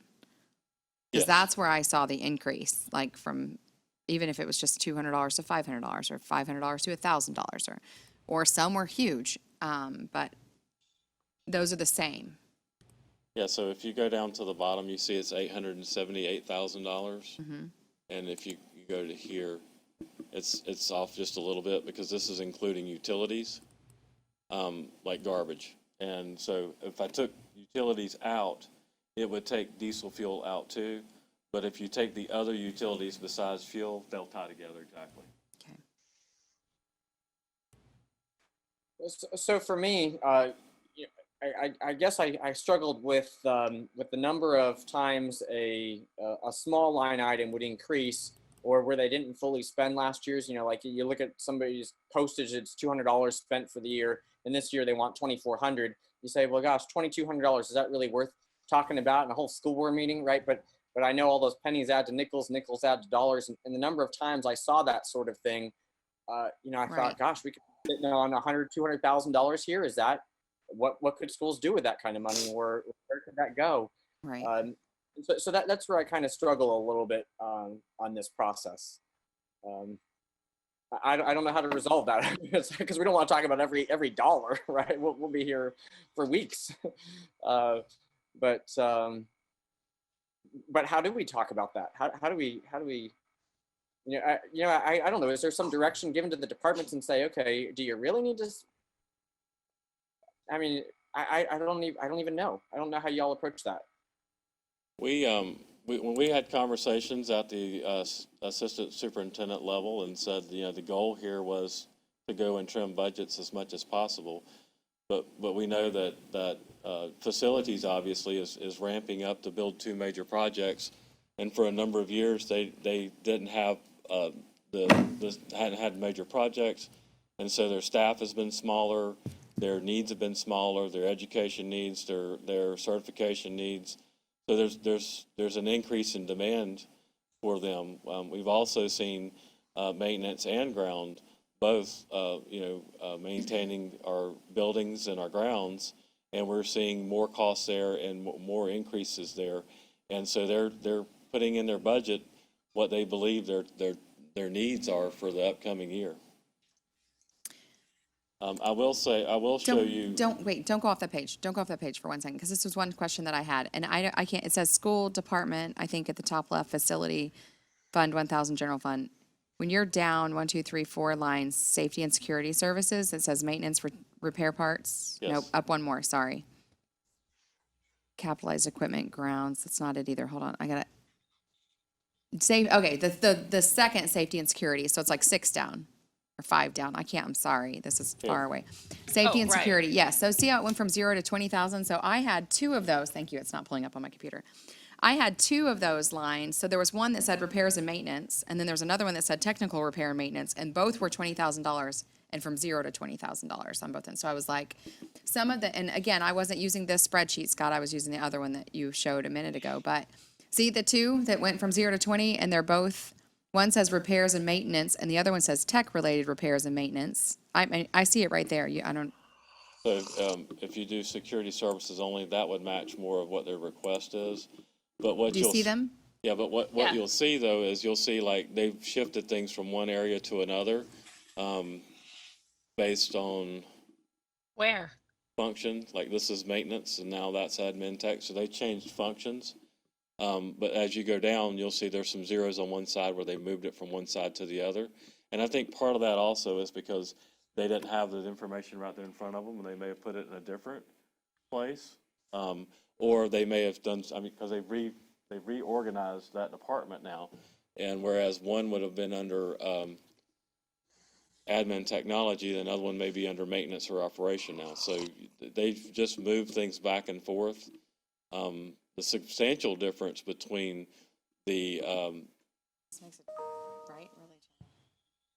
substantial difference is that they had a large reduction in the repairs and replacements of some of their servers. So you can see they were 505 last year, and now they're down to 160. But then after they've repaired those servers or replaced those servers, now they have to shift more to maintaining them. Got it. Servers. And I did see, like, there were huge shifts from one side to the other, and that's why I assumed, like, it was the operation, it was the startup, it was we tons of conversations about radios and all that stuff, so, like, the 153 to 30,000, those are huge reductions, but then from 0 to 20, and the line item on the other page was exactly the same. Like the request bar that actually showed why they were requesting that, they're like literally verbatim exactly the same in two different cells for $40,000. So it is confusing. I'm just to put it out there. Like you see that double line item for the same thing for the same department, and you go, why is that there? Can you explain to me? Mr. Zero-based. Matthias, yeah, speaking You of the said- microphone. You made the statement you had the departments go to a zero-based budgeting approach. Yes. Obviously, it has to be modified because I don't find it to be very effective. But can you explain what that process looked like? Well, in the past, what we would do is, since I've been here, we would provide them like their last 3 years' worth of expenditures and an average. And then it would already be in a line item and everything for them. And then they could just take that number and move it into, there's my budget request. This is what we've done in the past. This is what we're going to do. We didn't give them that information. We just said, you're basically starting with 0, and you need to put your request in there based on exactly what you need.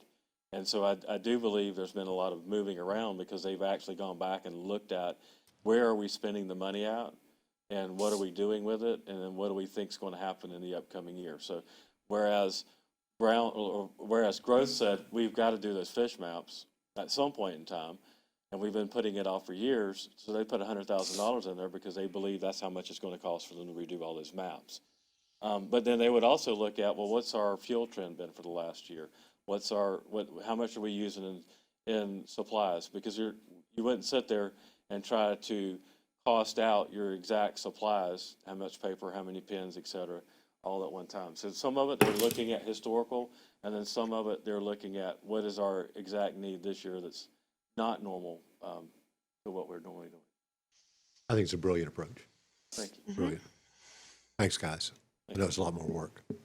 Yeah, I think it really gives them ownership of their budgets, though. One thing that I would add, just for I now have actual object code in here. So if you wanted to look at fuel across the board all at one time, could or let's just do gasoline. So you could look at all the departments all at one time and come down and look at a total. Oh, that's great. Oh, I like So- that. That's kind of helpful to see all at once, how much Yeah, for gasoline's sure. being used at the department level. And you can see it's up less than $10,000 from last year. Same thing, you could pick fuel, diesel fuel.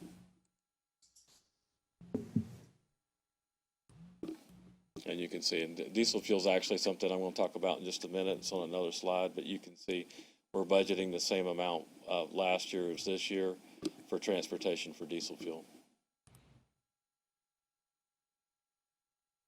Okay. Anything else that you guys want to see before I go?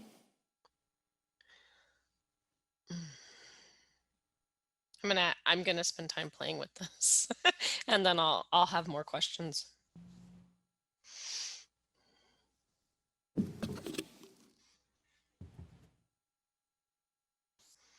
Anything else, board? Okay. And I do encourage y'all to, as y'all are looking at it, if you have any questions, need any kind of help or anything like that, please reach out and I'll be happy to walk you through it. Mr. Dodd and I actually did a Zoom meeting a couple weeks ago and we walked through the whole thing and I think it worked out very well. So anybody else, I can't bring y'all in except one at a time. So if you'll just contact me, I'll be happy to sit down and do that. I know that Mr. Klatt's here, Mrs. Cronin is probably watching. It would be nice if you reached out and Absolutely. make sure that they can I will absolutely do that. Yes, sir. Good idea. Navigate. navigate it. Mhm. That's fabulous. Yes, thank you so much. We have more slide, right? Yes. So after that, I just mentioned the transportation fuel. We did budget $2.2 million in transportation fuel. I know that if you looked at the department budget request, we didn't spend but like 1.2 last year. Of course, our operations were a lot less last year because of the COVID. Not only did we not bus for about 10 weeks at our schools during regular school year, we didn't bus any athletics, we didn't bus any field trips, we didn't bus any summer school. So that was a one-time cost savings, but we still need to budget the full amount the following year. So if you go back and look at the 2018-19 year, we actually spent $2 million in fuel. And this is just diesel fuel. This is not the transportation. This is not gas or other departments. So we felt like the $2.2 million, we know we're going to have some additional bus routes this year, but we also know that fuel cost has gone down a little bit. But just to kind of give you an idea, if we had a 35-cent increase in fuel cost, that would equate to $250,000. So about $250,000 for every 35-cent increase in fuel. So if we saw fuel spikes like we saw in 2007, 2008, we would exceed that $2.2 million. Don't we negotiate that for the entire year, the fuel amount? We pay market price? No. We don't pay market price, but I mean, but it's still subject to what the price is. Well, that's market price. I mean, I can't So- find, unless I don't have, we don't. We don't contract with a provider, We do contract with the provider. and they won't set the rate? So it's set at cost plus, and it's less than what you can buy it at, a normal person can buy at the pump. But it's usually a certain cent amount over what they can buy it at the port, wherever they're buying it at. So if they're buying it at Tampa Port and it costs them $2, then they'll just charge the 10 cent or 12 cent or whatever it is that they charge on top of it. So it is less than buying it at the pumps, but it does fluctuate as fuel costs go up and down. And a $2 million customer, we couldn't get a lock-in. That's not Probably. enough? Huh? We'd love to get a lock-in right now, but I don't think they would do it. They would charge you more to make sure they. Well, cover their it loss. averages out. I mean, it's Yeah. just like, so that you don't get hit with a 35-cent increase, is the point. Okay. Would it save us money to lock in? I mean, it would right now, but What if you lock in a rate that's higher than? What do you say, Mr. Carr? I Oh, okay. Your mask was moving. I do know that some districts do hedge investing against it. We do not. We have not in the past. Would you advocate for that or no? If I'm the person responsible for it, no. That's a big job, and there's a lot of risk, so.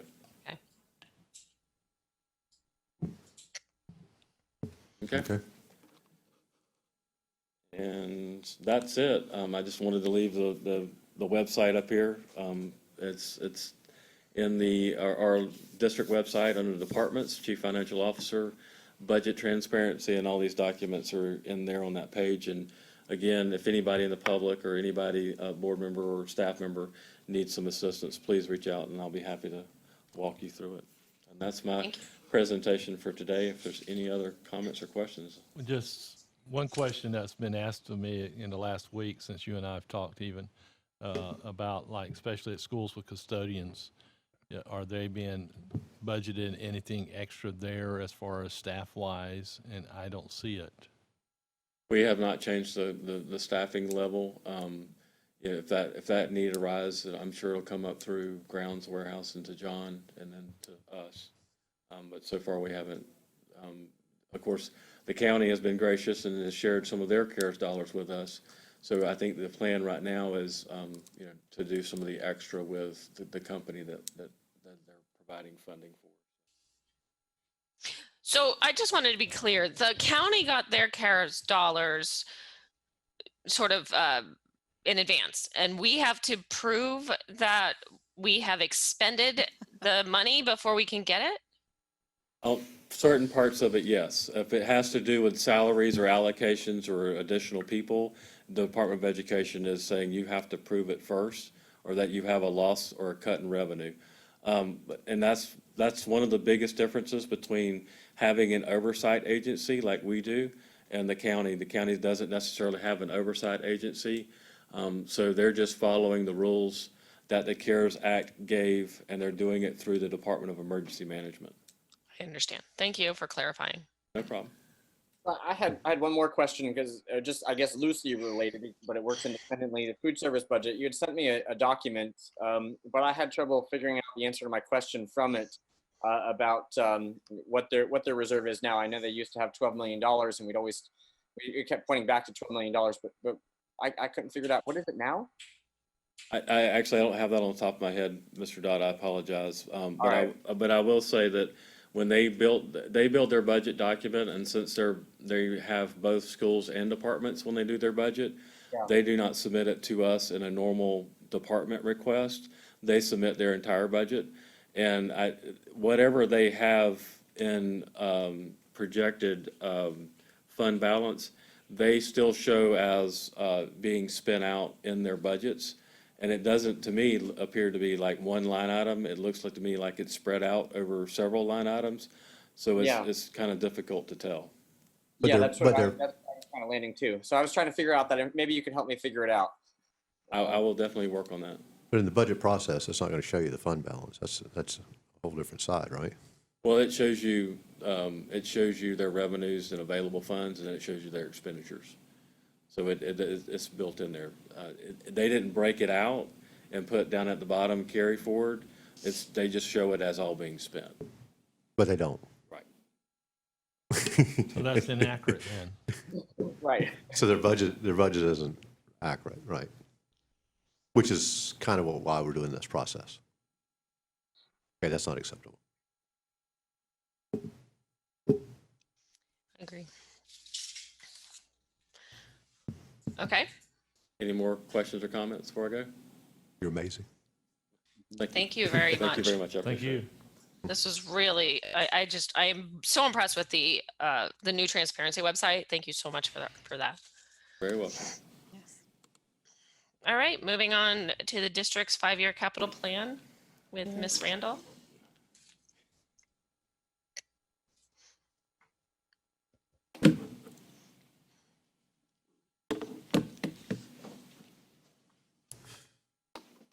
Give me just a minute. I'm gonna set up my computer and do the same thing that Scott did. Share screen.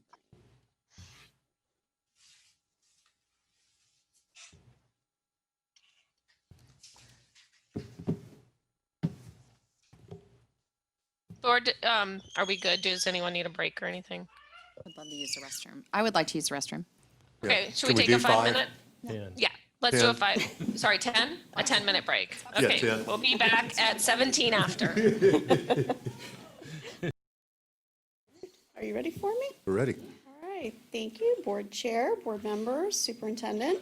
Thanks for the opportunity to talk about the capital plan. This is actually my favorite thing that I do in my job versus the attendance boundaries. So I enjoy talking about this one. You can all see my screen, right? Yes. Okay. All right, so just a reminder, a couple of our usual things, capital plan timeline versus for our interlocal agreement with the county and the cities.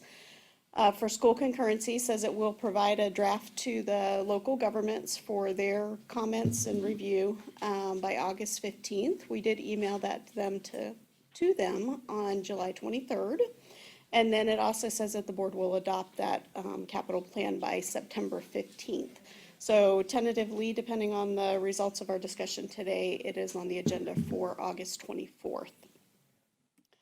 Our revenue sources primarily for the capital plan, as you remember, are the ad valorem, that's a 1.5 mil that we collect in property taxes, the impact fees, which are collected under the county's jurisdiction and can only be used for expenses associated with growth.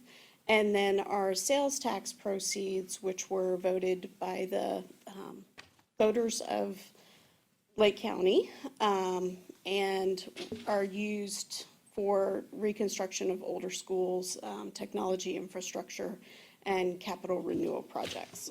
So we can talk about those as we go through. And our revenue, of course, these are revenue projections. And in our current environment, I'm not sure any of us really know exactly what's going to happen. So I'm pretty comfortable with the first year or two. As we get further out, what happens with the economy is basically going to dictate what happens with the revenue. Now, for this year's projections, we did have an increase in property tax revenue. I actually feel like that's going to be fairly stable over the next 5 years. I feel relatively comfortable with those projections. The impact fee projected revenue is, we kept it the same, which, so instead of having an increase, we basically just kind of lowered it to be a little bit conservative. I will say, from everything that we're hearing from our local government partners and from the residential builders, the residential market is still fairly strong. But again, that could have an effect as we see what happens with the economy due to COVID. So I do want to be fairly conservative with those, but we have been saving up money, so those first couple of projects are in good shape. The projected sales tax revenue in the plan, we did not increase it. We had actually been, our actual collections had been higher than we had been projecting. And so that 20% decrease that we had projected actually just brought us back down to the same level that we had been at last year in our projections. So we kept that the same. Again, I'm not sure exactly what's going to happen with the economy. It's going to depend on how long this goes. But we felt like that was a pretty good projection for that first year. And again, we've been saving up money for these projects, so those first couple of projects are still in fairly good shape. There's no change to the state funding. We don't get any PICO dollars. We get some CO and DS. So our total revenue projections for this 5-year period are $470 million, which is a lot better than, honestly, they have been. But again, they're revenue projections. They're not money in the bank. So we do want to be conservative. So these are our revenue projections. The only thing I want to point out here, you guys are very familiar with this, proportionate share mitigation.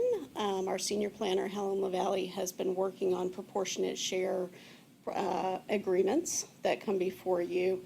There, we are to the point where we are dividing them into 2 county or high school proportionate shares. We have North County High School. You'll see that there is some money that we've already collected in that, $244,000 that has already been expended on a project at Tavares High School that will add 2 classrooms for Tavares High School. And then we'll continue to collect for that because, we are, for concurrency purposes, we're out of high school capacity in the North County. And I think we discussed last year that we will probably look at a capacity project, probably at Mount Dora High School, as we go further along. On the 2 classrooms at Tavares High School, what kind of classrooms are they going to be? So they're actually modular. Okay. And so it's kind of an interesting test project for us. And we'll see, John's been working on that. You guys have already actually approved that expenditure. So we'll be interested to see how those go in and whether it's something that is expandable and something that we can use in further projects. It'll be exciting for us. And then in the South County, even though we have actually added in all that capacity for the Lake Mineola High Edition, we are out of South County High School capacity for concurrency purposes again. And so we are collecting proportionate share mitigation for those projects. And so what we'll be doing is basically building up those funds for that new high school in the South County that we've talked about. So those are, sorry. Oh, I was going to ask, am I talking behind you? Yeah. It's very disorienting, Scott. Sorry. Yeah, because your back is still to us. That makes sense. That's But really now I see you strange. in front of me. Okay. Okay.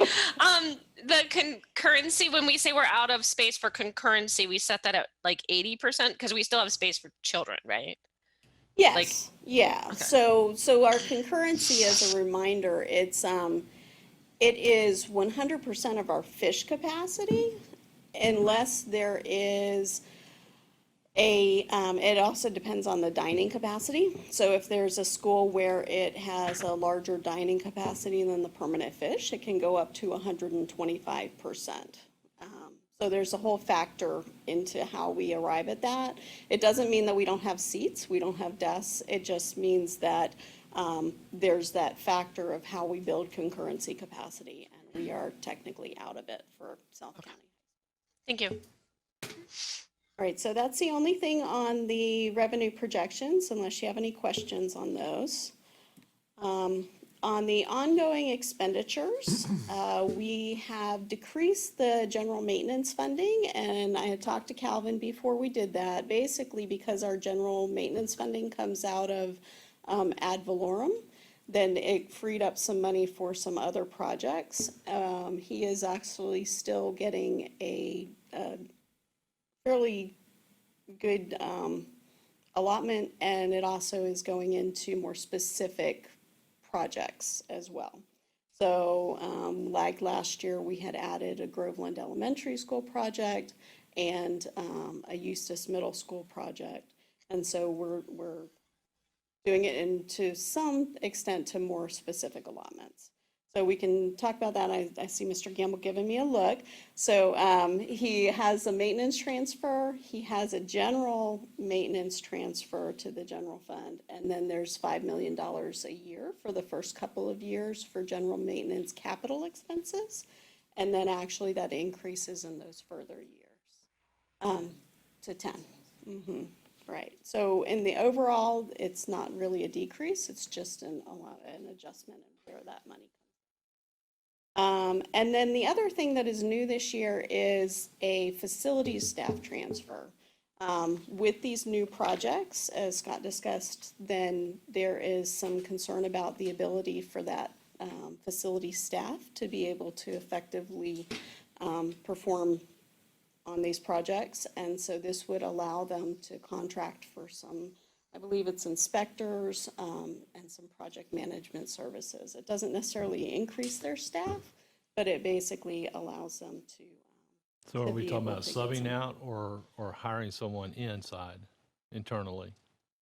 John probably can speak to that, and David a little bit better than I can. I know they put some thought into how they would. This is talking about subbing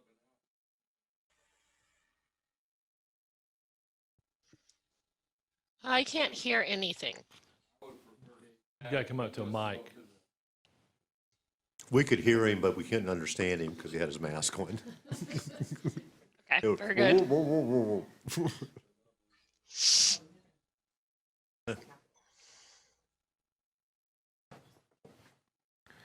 Yes, currently in the staffing plan, we had asked for new staffing, additional staffing out of the general fund. That didn't go through.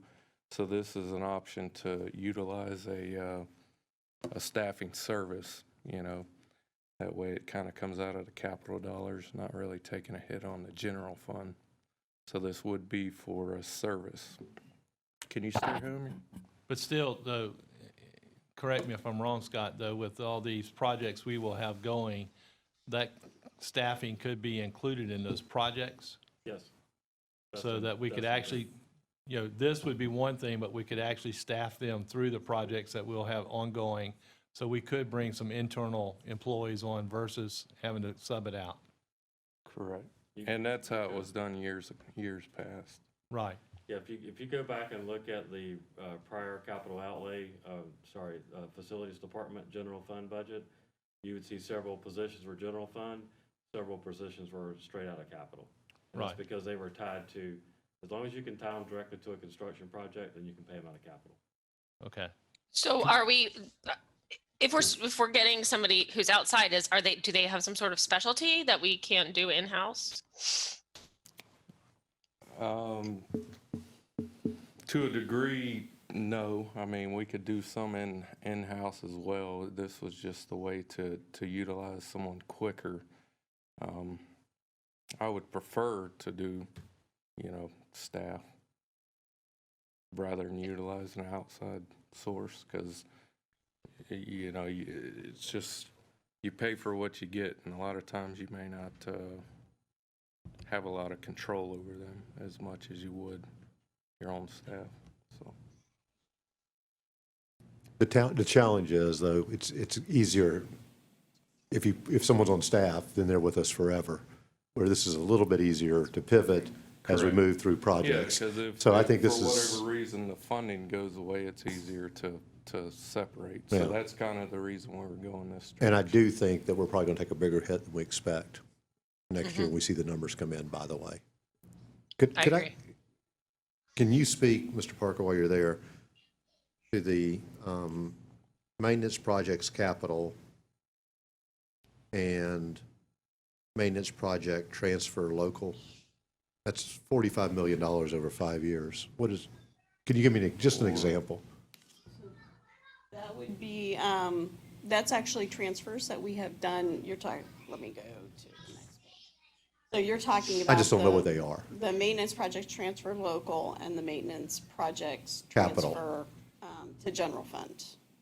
So Or this is- the maintenance projects capital. These are the things that are in statute that are allowed to reimburse the general fund for specific costs. So when maintenance provides certain services out of the general fund, you can reimburse that through capital.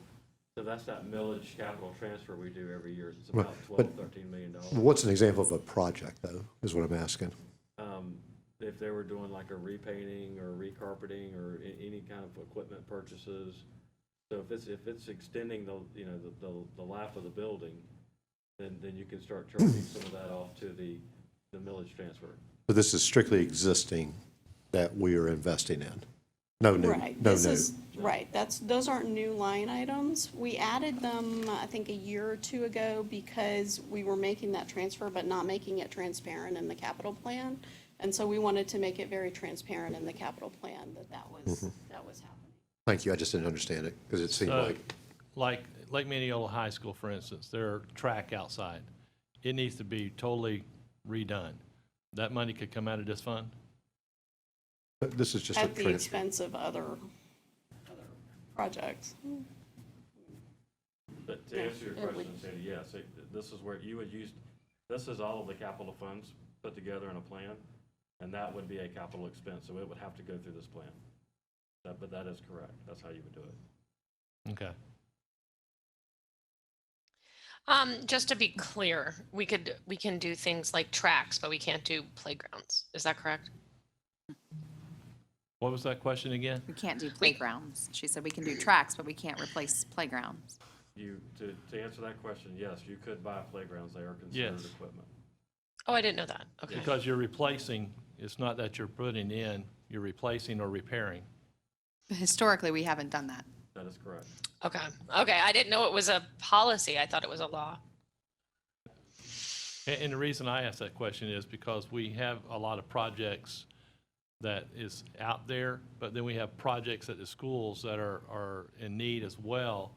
But they've been told at times in years past that you had to come up with the money, where I feel if we build a high school and we put a track there, we should be the ones responsible to replace it or repair it as it's needed versus telling the school. And so I think we need to start incorporating these things into our capital fund budgets. The only thing I would caution you, because we get a little bit hung up right there, but you need to go a few more pages, and we're spending every dime that we're bringing in right now. Right. So, on real projects. So, So, there's always trade-offs. So if that's the board's direction, then which of we these can do projects are you those, going to but put off? then- Right, That's what you got to look at. exactly. Not Fruitland Park. Exactly. No, not Fruitland Park. He's not Fruitland Park. Oh my goodness. Thank you. Okay. 15 years is long enough to wait. Were there any other questions on the facilities staff transfer? Basically, it's not that David's staff can't do the work, it's that there's a time constraint. There's only so much work that they can do in a day. And some of the projects, especially like the Four Corners K-8, it's getting to the point where, there needs to be somebody there much more frequently. We've had that conversation. Their staff is not growing. Right, And these yeah. projects are only for a certain time, so we're trying to fill gaps in without growing a Exactly. department and then, Right. right? And I see Mr. Parker's that you lose some continuity because that person isn't your person, Right. but you are paying that person. Correct. Hence, that's your stick. Yeah. Are we allowed to bring, like, because we have the union, can people come in as contract workers? They probably can, right? Because teachers are. In his case, I think what you're asking about is they are not covered under the union because of the title that they would hold. They would be considered exempt employees. If they were Okay. not exempt employees, then you would have controversy with the union. But I think John has been conversing with them about the custodial part as well, so that's pretty much under control there. They understand that part. But we're a right to work state anyway, and it's a contract. That's true. I don't see how that even affects anything. Okay. Well, I was next. just, I didn't know if we wanted to go with a contract versus a contract position where it's our person, but we say it's a year versus a outside contract. I think that you're buying more than just the person when you're contracting. You're buying the organization, right? So they have the backup support, secretarial, all that kind of business. Okay. Next. The ongoing expenditures, there's nothing I think that is really unusual or different here. It's pretty much our standard expenses that we have every year. Unfortunately, we're able to fund them. So, and here's where the fun part comes in. With these are our new schools that we have underway. So the K-8, I have learned my lesson, and I'm going to go back to using the letter designations for our newer schools, so that we are not naming them inadvertently as we go through the process. So the Four Corners K-8 has become K-8EE. So we're going to, if you remember years back when we actually had consistent projects, elementary schools would have one letter, middle schools would have two. So the last one, Eastridge Middle School, was DD. And then high schools would have three letters. So triple B was Lake Mineola High School. Bless you. So we're going to go back, and I just made the executive decision that K-8s were basically middle schools in nature, and so I'm going to use a middle school designation because I didn't want to go to four letters. So the K-8EE at Four Corners is under construction. You can see from this aerial, they have poured the footers, they are pouring the walls, and my understanding is that they should be going up within the next couple of weeks, so that is pretty exciting news for us. And of course, we are on track to open it in August of 2021. The Lake Mineola High School edition, the design is almost completed. They've been meeting regularly with the design team and the construction manager and are finalizing the GMP and the budget. It is projected to break ground in October, and if we're able to do that, then it would be opening in August of 2021. And so that should be a pretty neat project. It's going to add some specialty spaces, a lot more parking, and there's some changes that they're making in the existing parking lot that will actually increase our staffing. Great idea. I forget who that came from, David, but it really, I think that'll help a lot with that, with the traffic function at that school. And then, of course, the Aurelia Cole Academy is in preliminary design, and we're projected to demolish the existing Claremont Middle School at the end of school in summer of 2021. We have provided a 2-year construction window just because of the technical details of that school.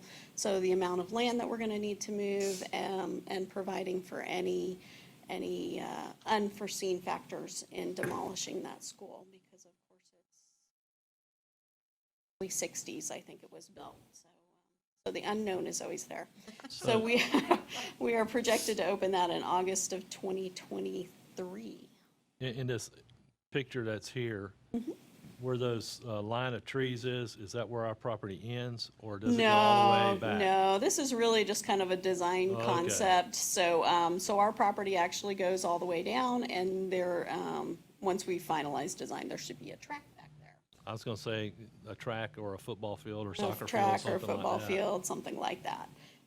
This was really just kind of a pretty picture to show us where the general placement of the school and how the auditorium, which you see in the upper left-hand corner, would kind of work into that. And you remember there was a couple of months ago, there was a whole presentation on this project. And then additional new capacity projects. So last year we had talked about the Mineola area relief, which I'm now calling FF. And I had it split into two different projects, one for the K-5 portion and one for 6-8. We have been able to move that forward and fully fund it in 2023, 22-23, projected to open in 2024. So that is a greenfield project. It's actually a little bit quicker. Really about 18-month build time. Some other projects, these are new this year. Building permanent capacity to replace portables and to increase concurrency capacity. One of them is Villages Elementary, an approximately 220 student addition funded in 23-24. And one of the reasons for that is that there's some timing issues there at Villages. It's a fairly tall, tight site. So the area is growing, and the more portables we put on that site, the harder it's going to be able to put that addition in there. We also need concurrency capacity, and there's no adjacency except for at Fruitland Park. That was a concurrency consideration as well. And then Windy Hill Middle School, even though we're going to be relieving it with the Four Corners K-8, then we know Wellness Way is going to take off once that extension of the turnpike, or the expressway, comes through to 27, and that should happen within the next couple of years. Windy Hill is going to be our middle school serving that area, and it's going to fill back up. And this is, again, a timing issue. There should be a short window of relief where we could actually take some of those portables out and put an addition where those oldest portables are, which are probably going on 30 years themselves. So, yeah, so it's a timing thing, and it's a need as well as we go through. So those are the reasons why I've proposed those two in particular. We have high school capacity programmed in 23-24. That is, again, South County High School. And that project, you know, it's going to take us a while to kind of build that money up to be able to pay for that high school. We'll be doing that through a combination of impact fee collections and proportionate share mitigation. And then when we judge the timing is right and we get the right revenue stream or the right amount, we would go ahead and program that in. But we do have to have a project there in order to be able to do the proportionate share mitigation. But we do have Pinecrest is opening their high school next year, correct? They are, And we yes. can't take that into consideration, but at least we need to understand that there is going to be some relief. Right, and where that would factor in for our things is that it would actually draw down our enrollment projections. And so that's how we factor that in. What's the size of Pinecrest's high school? I don't remember. I believe that it's around 1,200, is that, but I would not swear to that. I don't. But not huge. That's middle high school, so that would be middle and high school. In that 12. Yeah, actually, it's a middle high school. Okay, so not huge capacity difference, but some. That's good. The North County High School capacity, as we talked about, there is the 2 modular classrooms that we're putting at Tiberias High School this year. And we are collecting proportionate share mitigation. We're monitoring the North County High School, and we'll probably come back to propose additional projects. I'd like to see modular classrooms work and whether that's something that we can use to build additional space as we need it. And the South County High School capacity, we talked about it, we're building the funds. We are projecting about 3 million in proportionate share mitigation, but as more projects come in, then that will go up. Again, that is just basically early collection of impact fees. They do get impact fee credits when they actually go. And we have increased the land acquisition funding in anticipation of probably having to pay for a site. Kelly, I think you're fading in and out. Oh, I'm sorry. I'm going to talk a little louder. Thanks. All right. And are there any other questions on the high school capacity? All right. So our sales projects or our sales tax projects are on track. We are all the money. We do not have quite all the money. We are close to having all the money collected for the Aurelia Cole Academy. We should have that probably by the first quarter of next year of 2021. And so then we'll be able to go ahead and authorize that construction. The rest of the sales tax projects, Fruitland Park, we're in pretty good shape. I think even if our sales tax collections go down a little bit, we should be able to juggle some funds and keep Fruitland Park. The remainder, we have the Beverly. Excuse me, can I interrupt on Fruitland Park? Where do we stand with building a new campus versus a renovation? So we have to, we'll come back to you with we have a Castaldi, and we were not able to get building 12, which is that newest building, which is, maybe 13 years old at this point. That was not approved by the state. So we need to go to the state with an educational plant survey. I need to finalize that. That's my next project. Okay. And You got it then under we'll control. come back. I just don't Yeah. want us touching the other lands much better. I agree. It's just a matter of getting that through the state and identifying what we're going to do with that other building at Fruitland Park. Thank you. Well, in that conversation we had with that before, we had talked about because showing money owed on that building or something. That was a part of the conversation, and if there was some way that we could show the state that we pay that off or whatever, so that we could go ahead and dispose of the land, because, I mean. That is City still of Fruitland something we Park is need very to, much interested in what we're gonna be doing there. That's something Oh, we still yeah. need to work through. I think some of the new legislation that changes the way that the state deals with educational plant surveys and gives us a little bit more flexibility, I think that will end up helping us, but it's still, they still have to approve our disposal of that property. So we're working through that. We're not quite there yet, but we will come back to you on it. And that is one of my projects that needs to get done. I've had a little bit of time, but I need to get that done. So you'll see me again. Thank you. So then the projects in order after that were the Beverly Shores renovation, and that's, again, replacement of existing portables and of those 1958 wing buildings that are still there. Hopefully, that should still be able to stay within that 5-year period. The Eustis Elementary, currently, with our current projections, we have that fully funded in 24-25. I think that we should be able to keep that in the 5-year period as well. And so we'll need to identify, what that project is. And then the Curtright Center was the next one after that, and it was partially funded, so that just came onto the plan in that last year with some partial funding. So we'll be figuring out that project as well. Have we ever really discussed Curtright? Like, is that something we want to rebuild? I feel like that the facility is, well, I mean, I went to middle school there. I don't remember the construction being particularly top notch, and it's so old. So I think that when we originally put together the sales tax projects, the thought was that we would replace that facility. Now, what that looks like, I think there's still a lot of discussion on that. But, Yeah. we have 5 years before we even have partial funding on it. So we have some time to talk about what that looks like.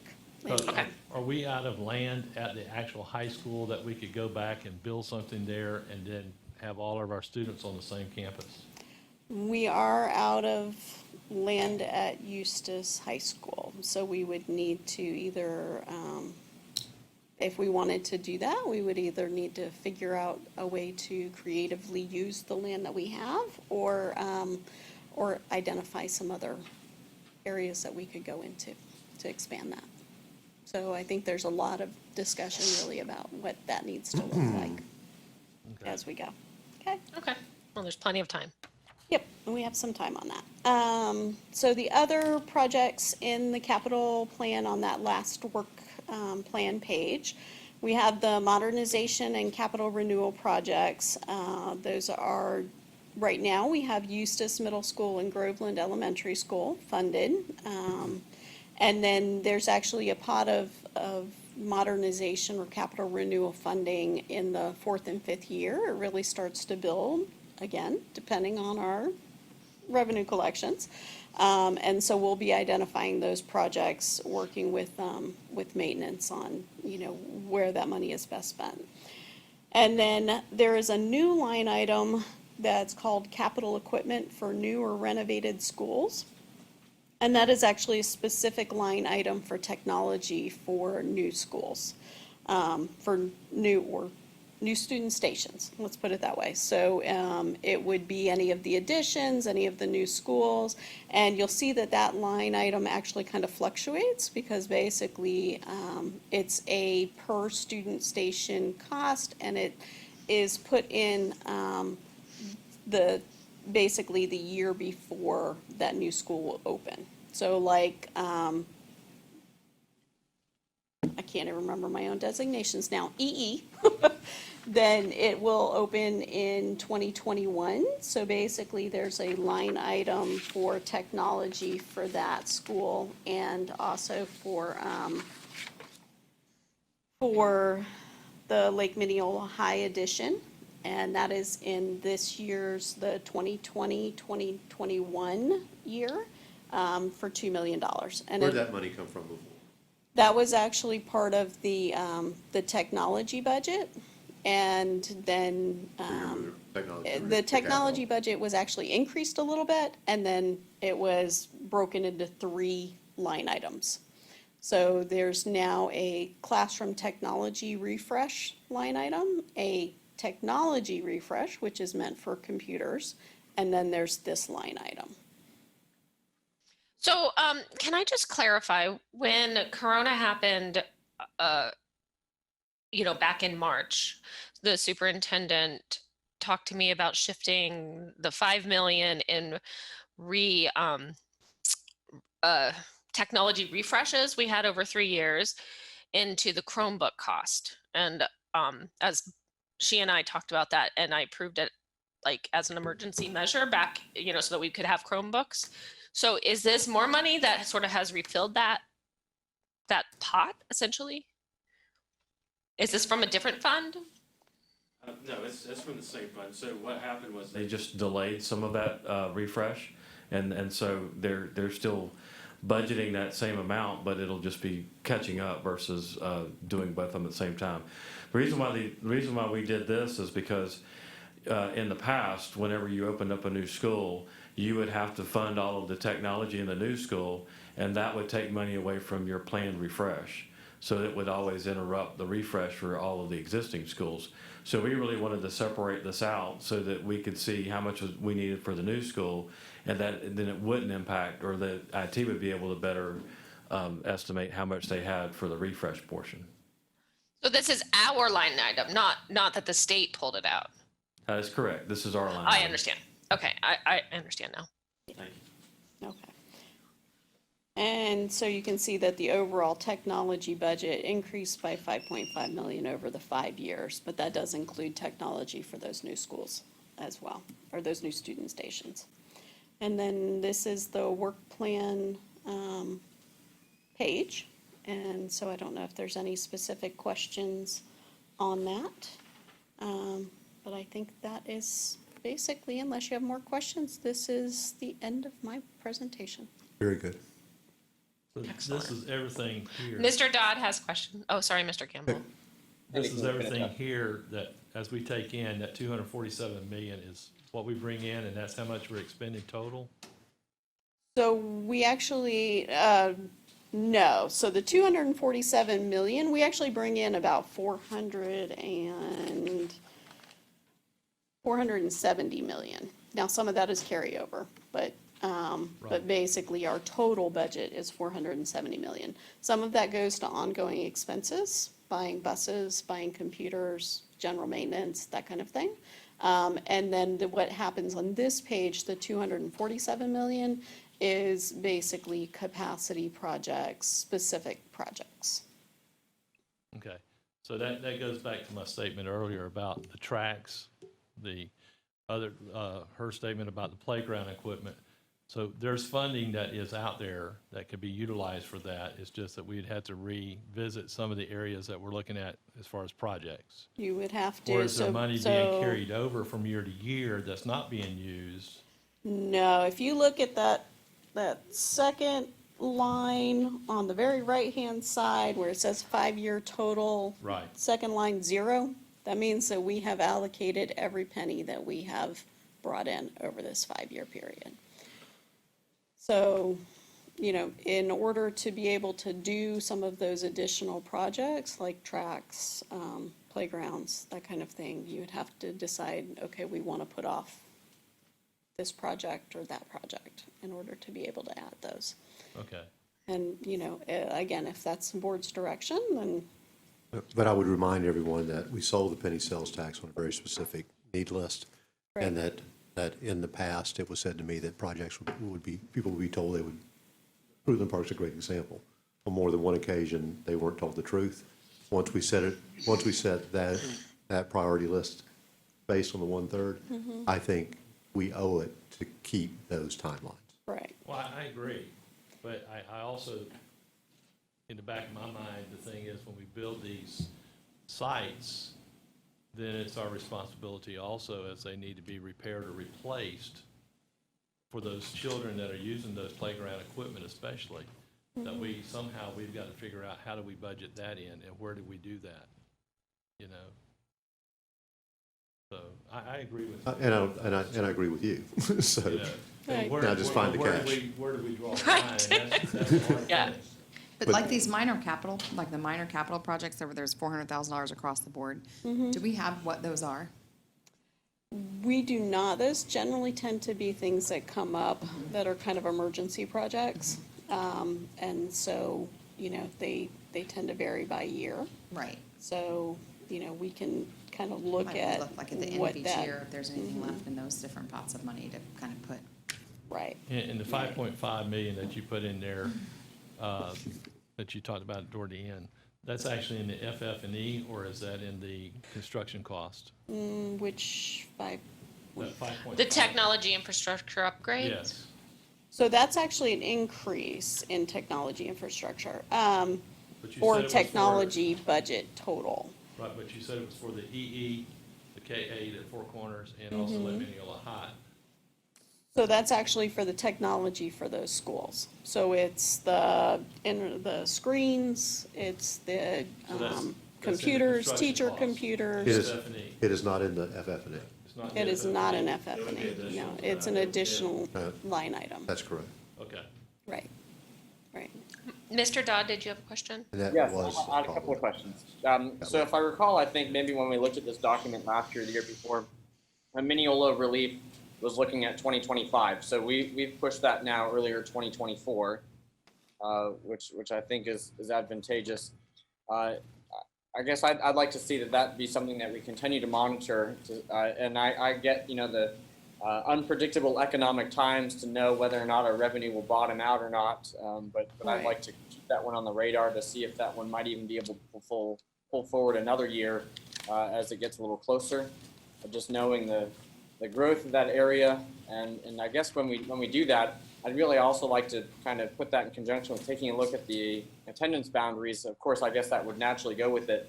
But I know there are kids who are living like basically practically across the street from Grassy Lake or just down the street from there, and they're going all the way to Astatula, which is always a surprise to those folks. The other observation I kind of had was Windy Hill. It was surprising to me that we're reducing the capacity there, and then they'll experience probably the influx from if we house Claremont Middle students there during the construction time, and then we're gonna build new construction back onto Windy Hill and put 400 kids back there. It seems like we never really truly reduced their capacity. That they constantly remain a large middle school. So they are actually, the permanent capacity is actually fairly small. They are around 900 permanent seats. And if, we build middle schools at around 1240, really is the capacity that we've kind of decided is the ideal capacity for a middle school, then, basically that's just kind of bringing them up to par with the other middle schools in that area. I probably wouldn't want to build them much beyond that. But I think putting an addition of permanent capacity to replace some of those portables, I think there's some advantages to that. And their dining area is actually constructed at that larger size. So yeah, which I guess is good news. I guess this will just be a surprise, I think, for a lot of folks in the community when they think that we were trying to relieve Windy Hill. We relieved them, and then we moved Claremont Middle students there, and then those students go away, and now we then increase the capacity once again in Windy Hill back to where basically it is now, right? Because you said their permanent capacity is like 930 something, so we put another 400. That's 13 something, which I think is basically what they've got now. Their permanent capacity at the end, would be around there. Yeah, I think that'll just be a surprise to folks, but I do love the idea that we're actually replacing portables in places. It almost seems like we call them relocatables, but once they locate, they don't ever relocate. Right. They're there. So I think that's great, and you all must have a list running somewhere of the order in which to do that, right? Or yeah, I mean, a lot of it is an age, and then the capacity or really the core capacity of those schools. And, I know for Windy Hill particularly, one of their issues has been that, they don't have enough science labs. And so basically putting in permanent capacity, we would be able to build those science labs and those specialty spaces that they would need. Nice. So they get a science wing, basically? It would have science labs in it. Not necessarily a science wing, but in addition to those classrooms that they would get as well. I'd like to ask if it's possible that within the $5 million that we've created with this capital, maintenance projects capital. Where is that? It's on the Oh, I see, the ongoing land, no. expenditures.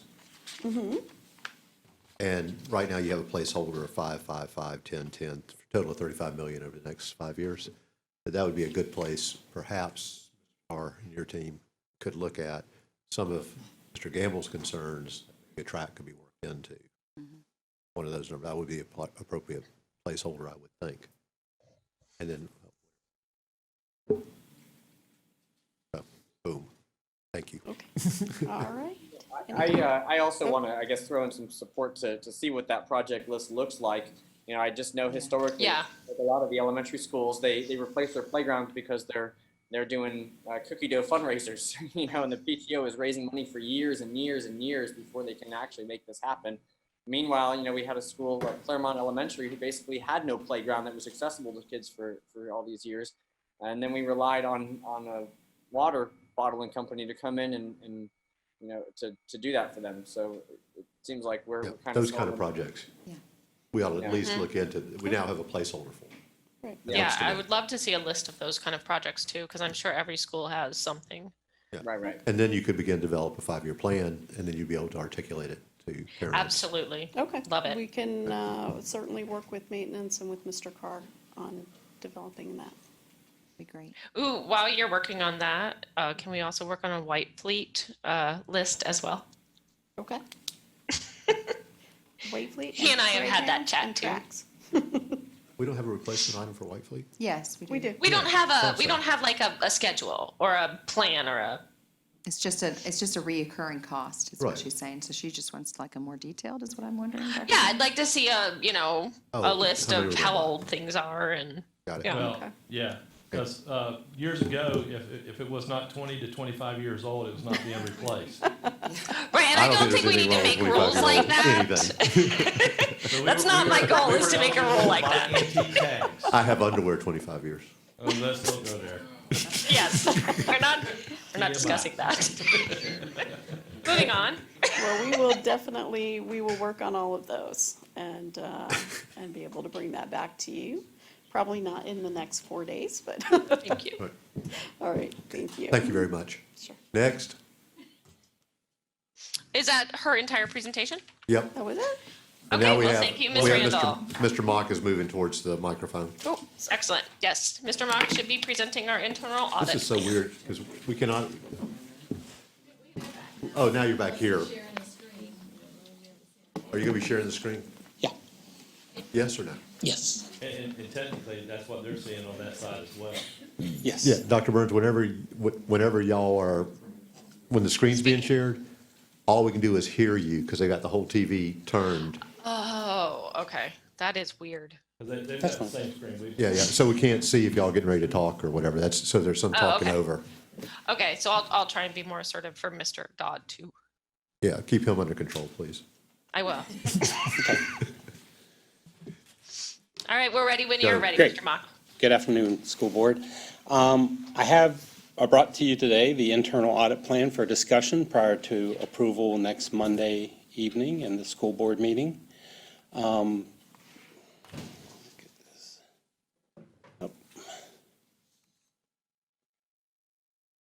Real quick, the process I was using this year, my plans was to update the risk assessment plan. However, the pandemic hit and it ended up really falling on my lap just to go through it and make sure it was up to date and current to the best of my knowledge. Then I actually had a couple meetings with Mr. Ward just to discuss my draft of the internal audit plan, listening to his suggestions and ideas to incorporate into the plan. And I believe I've incorporated most of those that he provided. Next was a meeting and discussion with the audit committee members, which happened at the end of July. And then I held individual meetings with each of you school board members to discuss the plan. And then today's workshop. And then once we have our discussion today, if I need to do any updates to the draft of the internal audit plan, it's already been submitted, but I'll update it if needed for next Monday. The internal audit plan this year, this is just a list of what's on it. You also have the plan that was attached to the agenda for today. It's the internal funds audit, contract review, construction contract review, Leesburg Construction Academy audit. Can we stop right there? Yes, sir. I do not remember that one. Which one?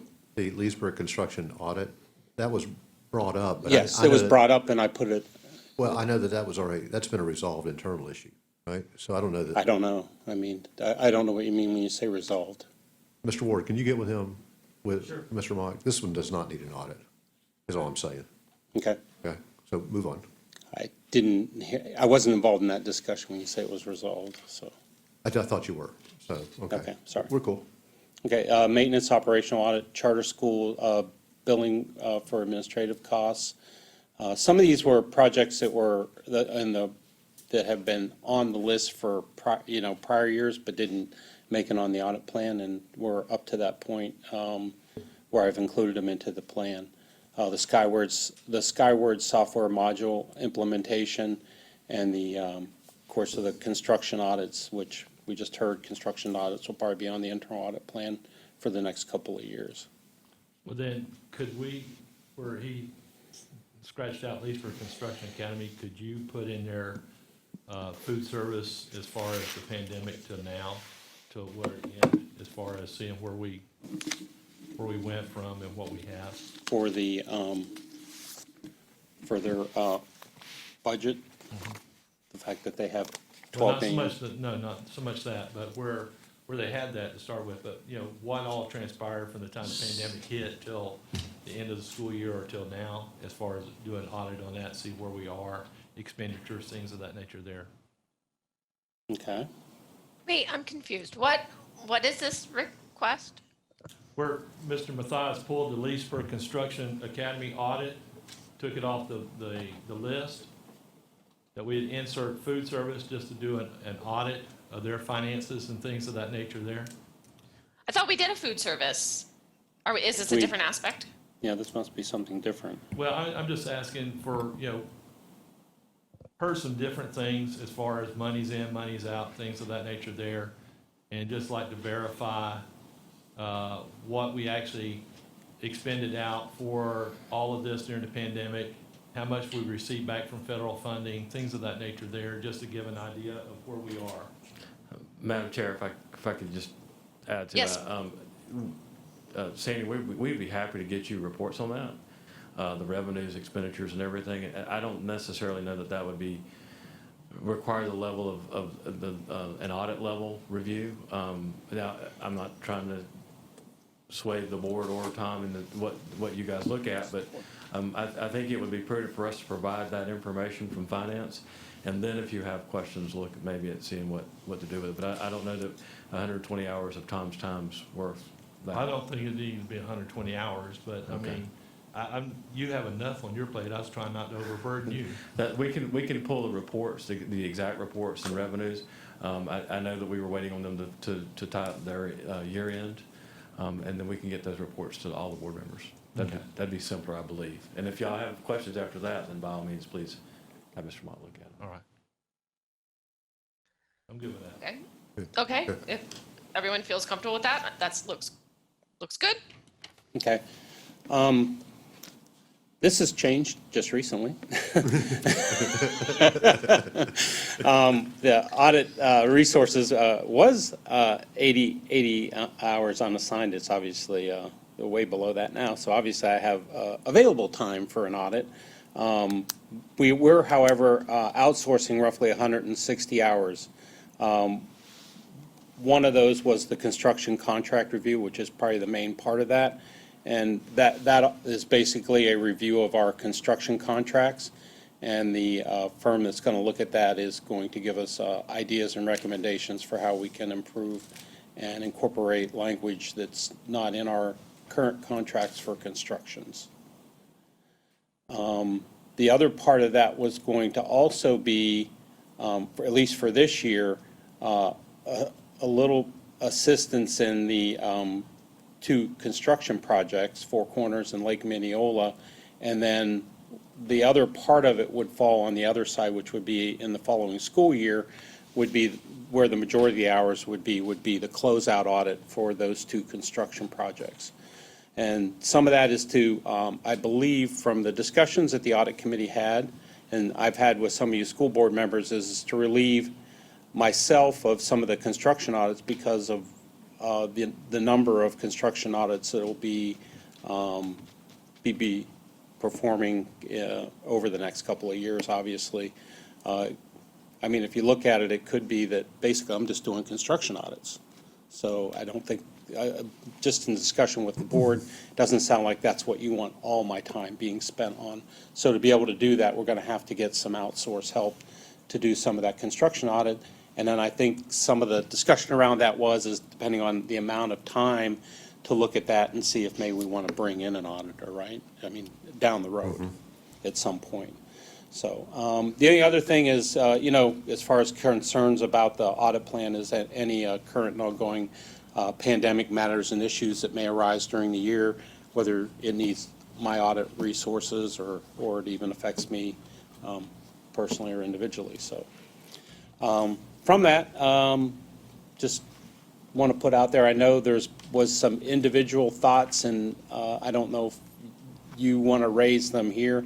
I know Dr. Burns had some, I know Mr. Dodd had some, Ms. Luke, Mr. Gamble, I know Mr. Matthias raised some things, so, but each of you raised different things, so I don't know if you want to raise them and discuss them here. So Well, yeah, that- because we're trying to approve so that your we can give me timeline, some right? direction. Yeah, but I'd like to propose that we fill in with a live stream contract audit. I think that we spend an awful lot of money with them, We do. and that would, to me, would be time well spent. I was also gonna, just from the conversation today, when we were talking about the school budget, it would be interesting to look at that transportation for athletics. I don't know what that would look like, but we talked about whether or not they're spending the money in the fall and they don't have the money for the spring. And we also talked about looking at the budgets per pupil versus the one size for all. So I just wrote transportation down here, but even substitutes, we talked about substitutes and if we should put that the district or here and how much each school is spending. So I didn't know if that would be a place to offset some of the time. But I don't know what that looks like, though. I don't mean, if- either. if I you're- don't either. We're looking at really more by that. a budget issue than we are questioning whether or not the expense is right? Well, not necessarily with the substitutes, is what we were kind of talking about, if they're hoarding them, or if they're over contracting But substitutes. I don't know or- that. I don't know either, I just Again, jotted it down today. I don't even know how you would write that where Mr. Mock could audit that. And again, I think if there's specific information, finance can provide that information, and then maybe a workshop, and you guys can look at it versus involving Mr. Mock's time. Because he has, when you look at his audit plan, he doesn't have enough time to get the audits done now. So, I'm not trying to stop you from adding it, but it may be better use of time for us to provide the information to you guys and then look at it from there. No, He has only 80 hours unassigned right now. Because we took off the construction academy. No. 80 unassigned 80 period. I was saying this live stream could fill in where the it. construction was, and that still gives him 80 hours, correct? Correct, yes, I sir. read that right? I like the idea of live stream. Yeah, I don't mind either. Okay. Everybody likes that? I Put do. that one in. Boom. That's going to go in, okay. Okay. Just real quick, the audit committee recommended 2 audits. Don't have to do them this year. One was an accounts payable audit, comparing it to employee file, what you're looking, it's an address match. Probably not something I could do because I don't have the software to do it. But I've done it in other companies where we did have the software. Take the accounts payable file with all the addresses and you marry it up to the payroll file with all the addresses, and you're just looking for matches on addresses. So you're looking For you're looking for something there where an employee is Just yes, created an account. is created a created a business vendor account. account. I talked to Mr. Mock about this concept. I asked him because it just seems like to me, this seems like a low reward. There's not a lot. You might catch a person, and it's a lot of his time. I'm not sure if it's the best use. Well, it wouldn't be my time. when you I have- don't have the software to do something like that. Okay. I don't think, it's not something you can use Excel in because of the volume of data. I don't disagree, though, that it seems like a low reward. It's a low reward, but it was something the audit committee recommended, and then there was one other, go ahead, Scott. Well, I was just gonna say, we can see if we could program a match of tax ID numbers, addresses, phone numbers, or Oh, okay. from one file to the other. We can do that, I'm sure. Yeah. You're volunteering a lot of work for I know. yourself right now, Stuart, I'm just gonna tell you. We can do that, we can do that, we can do that. I think it would be a better use of Mr. Mock's time to do more of the higher level auditing work and not Okay. the middle level stuff.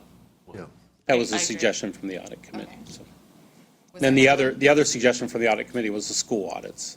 And if you remember, 5 years back roughly, I did a school audit. It'd be similar to that, but expanding on, you guys had a lot of discussion around the operation budget. It would obviously be looking at that and how it's being used and managed. And Maybe that ties it. Right. That's but again, remember, when we went there, it was twofold. It was, one, make sure that the schools have the opportunity and the time to devote to the audit, and 2, I might need resources if it's something you want to do beyond 1 or 2 a year. So I would worry about this year specifically, Yeah. with everything else they're dealing with. Yeah, it's too much. So add 1 or 2 schools. You could do 1 or 2 schools. Not this year, but yeah, next year I could, next I could do Yeah. something like that. I could do 1 or 2 just to get you Yeah. guys a flavor of what the audit would look like. And then if you wanted to do it on a Yeah. continuous basis from school to school, again, that would tie into adding Like we did for next resources. year. Yeah, I because- like that. Because when I do something like redundant audits, I think you guys look at that as saying, Tom, that's not a good use of your time because it's something that could be done by, I think, I don't want to say a lower level audit, but a younger auditor, someone that has less experience. Yes. Right? Okay, next. That's Mr. Dodd? pretty much it, is discussion. Now it's just Wait, I discussion. felt yeah. like Mr. Dodd was trying to say, I Yes. heard his voice one Yes, time. There he Mr. is. Dodd, please. Yeah, thank you, thank you. Mr. Carr, I- can you turn that TV around if you guys are leaving? Then I have to stop making faces at you. Mm-hmm. So my observation of this is that, you know, while I see the reward and the risk and the dollar volume associated with all these construction audits, just my overall concern is that now Tom is spending more than a quarter of his year focusing on construction audits, and the more and more we do, I'm nervous we're going to end up with just a construction auditor and nothing else eventually gets audited with this shift, which, well, I guess it's a We're good gonna thing that hire we're blessed with being able to build. So I guess I kind of just circle back to, is this the standard amount of time to complete one of these? Like when they're outsourced, does it still take you 3 weeks of your schedule just dedicated to this? The intent is to outsource the construction audits, Mr. Dodd. Yeah. The it's still closeout. 100 The hours. Closeout, yes, sir. It would still, well, what Mr. Ward asked me to do on this year was, nobody is currently looking or auditing the pay apps before we're paying them, if you remember this discussion, Yes. Mr. Mathias. So, which was a surprise, I think, to you, surprise. that nobody was looking at them in detail. Now, I know Mr. Carr would say his team is looking at it, and that's true, and they do find things associated with that, but we want to make sure that they're audited before payment, and that's, Mr. Ward asked for that. So I was talking to the company that we would be outsourcing our closeout audits to, and I said, what would you guys probably schedule for auditing the pay app? And he would say, he told me about 2 days. So, and he said it could depend. It could be a day, it could be 2 days, it could be 3 days, depending on the size of the pay app. So I was averaging in about 2 days, just as a safety, I guess. So you're looking at one pay app a month, 2 days of my time, you multiply that out. So that's where I came up with the time for the audit. Does that make sense, Mark? So this is a couple of days ongoing, and multiply all that out, and you end up with 3 weeks. Yeah. Yes, sir. 3 weeks over the entire construction. Over 10 months, I think. 12 months over the school year. 12 months. Over the school year. Yes, sir. And then similarly, I guess with these co-sourced audits, we see one is 6.5 weeks of your time, and the other is 4.5 weeks. Is that standard, I guess, for the industry to take that long? I guess I'm just wondering. Well, I don't know, not familiar enough. Does it take that long, or is it? My discussion with the company that we're outsourcing, their auditing plan sounded exactly like mine. I mean, Right. they weren't I guess I'm off. I mean, everything I looked at, they were planning on looking at in their closeout audits. So. Right. But if we're hiring these other people or contracting with them to do all this work, I guess I'm confused as to why it still takes 6.5 weeks of your time on this one and 4.5 weeks on the other. That's 11 weeks of your time for audits that are co-sourced out, right? So I don't know. Are these timeframes? Is that a mistake, maybe? higher? No, there's no mistake. I put in the actual time. I don't know. I guess I don't know. Mark, sorry, Mr. Dodd, I think we're confused. I think because we're not auditors, we're confused. So to me, if you're outsourcing something, it's not going to take you 6 weeks. So I don't know if you're outsourcing it, what are you doing for those 6 weeks? I think we're just ignorant. That's Or I right. am. I have the outsourced time in here along with my time. Does that make sense? Yes, but what are you doing that takes 6 weeks if they're doing stuff for 6 weeks? If it's out, like, if you take up at the top the construction contract review, I'm not doing anything there during that 120 hours. Yeah, that's the outsourced part. That's outsourced. He's got them both blended into the Oh, schedule. that's not your time. That's not my time. Correct. That's outsourced time. Okay, so it was confusion. I wonder if that should be a separate column, because this looks like it's all you. Well, it's all the internal audit plan. It is all under. It is all me. It includes them, though, if that makes sense. I guess what you're saying is you'd like to see a plan next time that shows me and them. Right. Yes. Separate column. And that's kind of what page 2 on the audit plan shows you is my time and what I would be outsourcing time. Do we have that? on the Because it screen? exceeds the amount of time I have. Okay. Okay, so what, okay, a question about the hotline. I guess I'm curious as to how many calls that tends to consume. Do we get a lot of calls to that? Is that? We get calls, but a lot of them go into the employee relations to resolve. We have not had any, we've only had one or two that have been fraud related. I think one, but most of them come in our employee relations.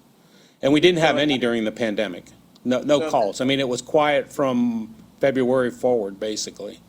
All right, so of that 76 hours budgeted for special projects and hotline work, how much of that would you say is hotline work versus special projects?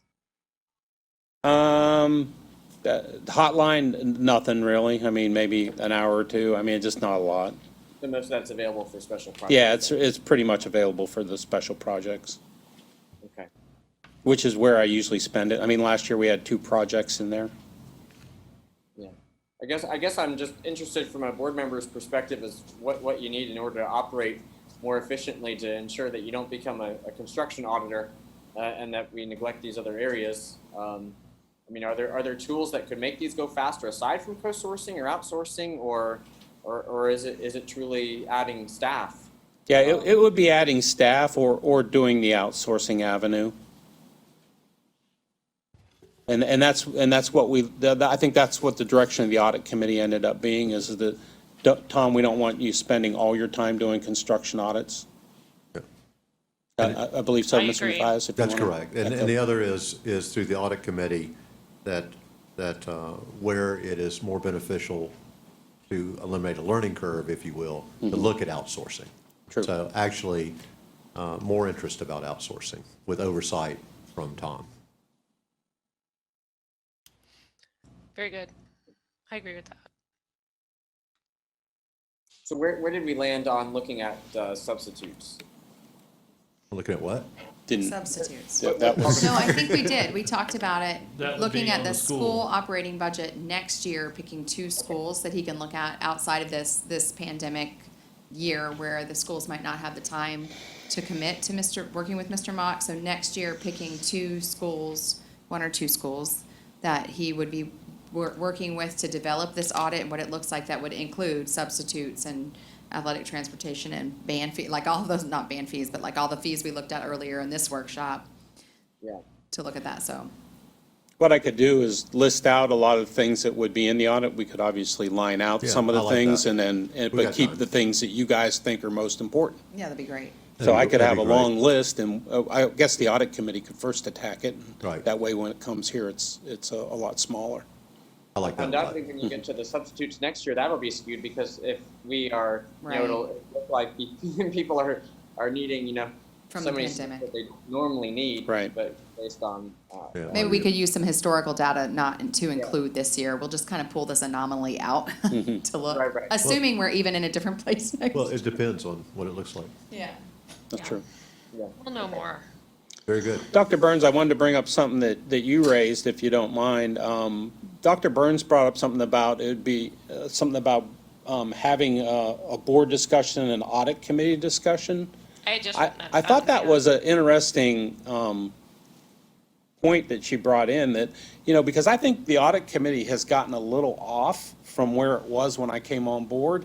So, and the board has changed. I mean, it's almost a completely different board. So I don't know if in my mind, I thought it was a great suggestion that the board and the audit committee have a meeting to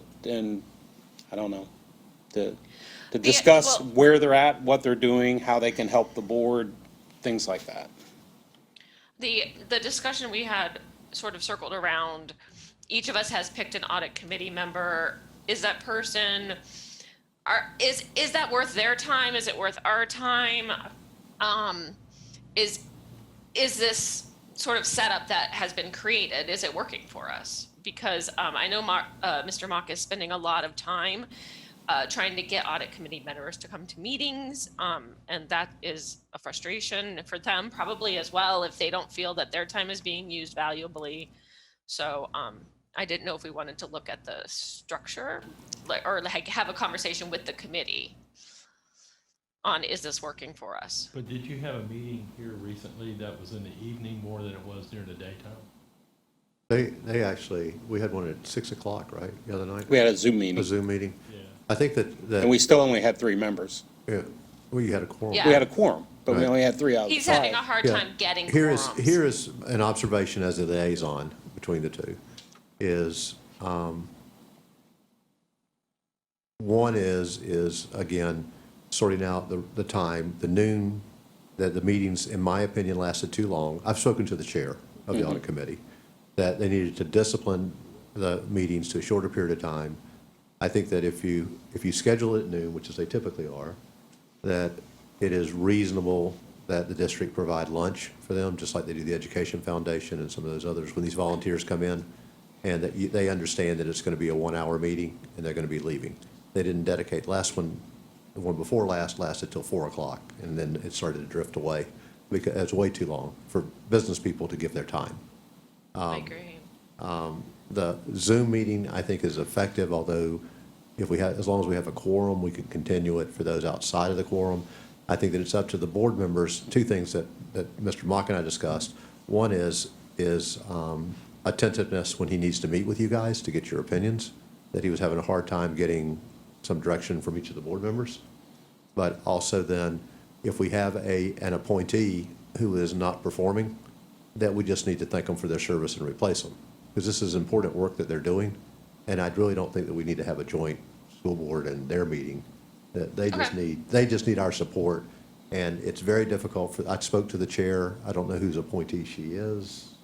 I think, I don't know who the chair is right now. Dr. Burns, it's Dr. Burns. oh, Dr. Burns, it's your appointee. Oh, And, okay. and she and I had a very specific conversation about her frustrations of trying to organize. And when you're organizing people that are volunteering their time, then we are the ones that are picking those people. And so we are the ones that have the influence to ask them to, if you don't want to show up, then don't serve. And let's move Right. on and get someone else. I think it's also really important that when we pick someone, that that person has some working knowledge of accounting. That would be pretty helpful. And so those are internal things that I'm just telling you right now we could do and let them do their work. The last Zoom meeting was well managed and well executed as far as timing. I'd like to see the Zoom meetings go on forever because I think it's an easy way to collaborate. But Mr. Johnson and Elizabeth have to sort out how to do that. Even for the audit committee, that's a, because it's a sunshine meeting, you can't do it via Zoom, is that the? Pardon me? I understand why the board is having the conversation, the executive ruling that we can keep doing, but we can't have the audit committee meetings via Zoom because of sunshine? Correct. No, because they're running out just like the board is September 30th. The answer is yes. Okay. The answer is yes. 31st. Whatever They're in the that same executive order, category. they're in the same order. They're in the same order. executive order. Yes. So We can't- could but- we adjust our policy, or is that a state statute? They have to have, You want to adjust your policy when it's over, then you have to meet. but you could have the ability to do Zoom as long as you have a physical quorum. Like, Like the 3 of you. No. No, not moving forward? no, we don't, we can potentially adapt a policy, but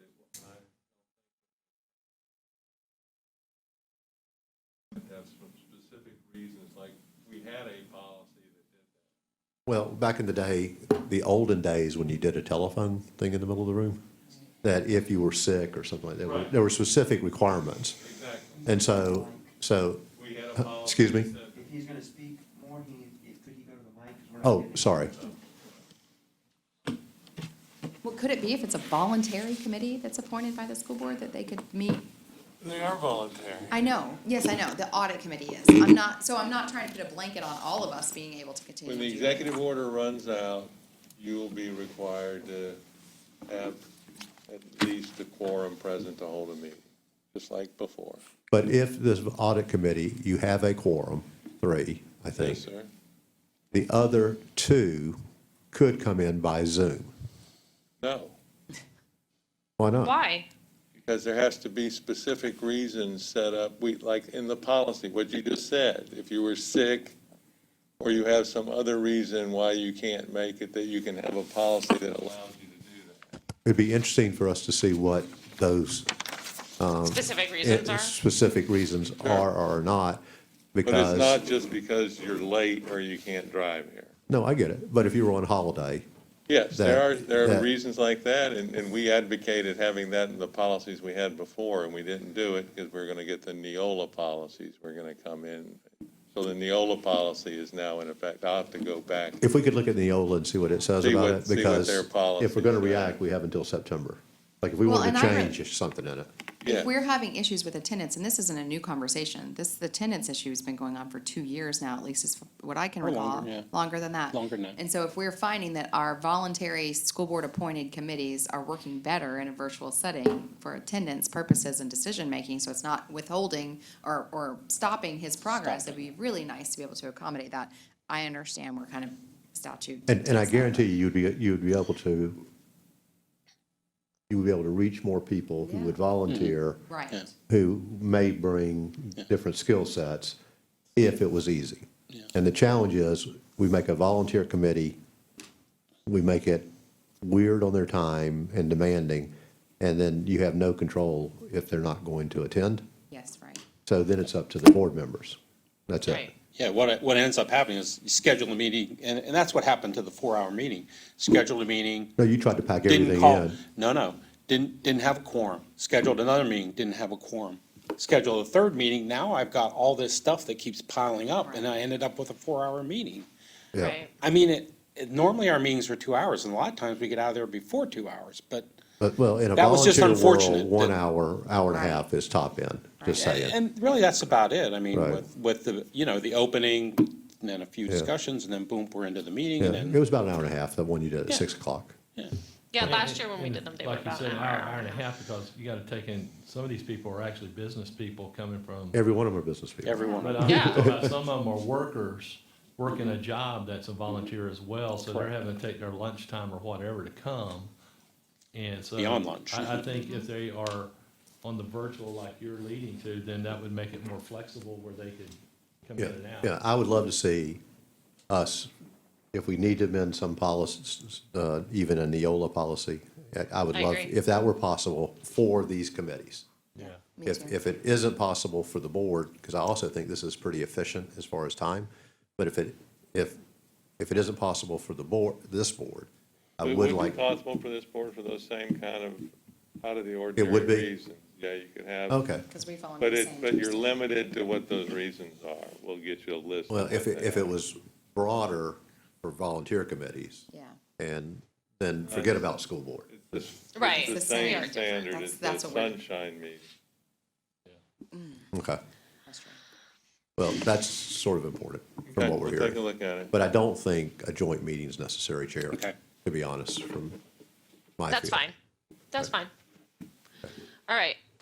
Mr. Mock, do you feel that you have some reasonable guidance? Yes. Okay. All right. So, whoop. Sorry, I have a spider. We are on board member comments. Mr. Dodd, let's start with you. It's ready. Well, as the days get closer and closer to welcoming students back onto campus, I just want to wish everybody a safe return and wish all the best success for the year. I know that teachers are working hard to establish either virtual classrooms or live classrooms, and I've been enjoying watching the results of that process as folks have sent me videos and pictures of what their classrooms look like or what they're doing digitally, and I feel fully confident that what we've done in terms of enhancing virtual instruction will be just light years ahead of what we were doing in the springtime, when I call that really the kind of the scramble approach that we were given very little time to put anything together. I'm looking forward to some real innovative and creative solutions and ideas. So keep it up. Excellent. Thank you. Mrs. Luke? So I just had two things, or actually I had three, I'm sorry. Mrs. Randall left already, but I had been meaning to tell her the attendance boundary conversation that we had. I remember in 2015, it was like one of the worst experiences we ever went through. So when we started talking about attendance boundaries again, I was having like maybe some PTSD about doing that again, and she just ran that so smoothly. So I meant to mention that earlier whenever she was here, but I didn't get to, so I just wanted to tell her kudos to her, and I know it was her team, and they really put a lot of work into that, and were very transparent and had the public involved from the beginning, and we just appreciated it. It was so much smoother than it was 5 years ago. So, Mr. Dodd, I wanted to commend you as well. I left the workshop where we spoke about the fees and taking away the opportunity for our schools to get some of those funds as possibly handcuffing them in the funding that they have available to them. And I appreciate that you looked at the school department budgets. I hadn't even thought of looking at those and found a way to at least give some back. And so I applaud your efforts in that area and appreciate you doing that.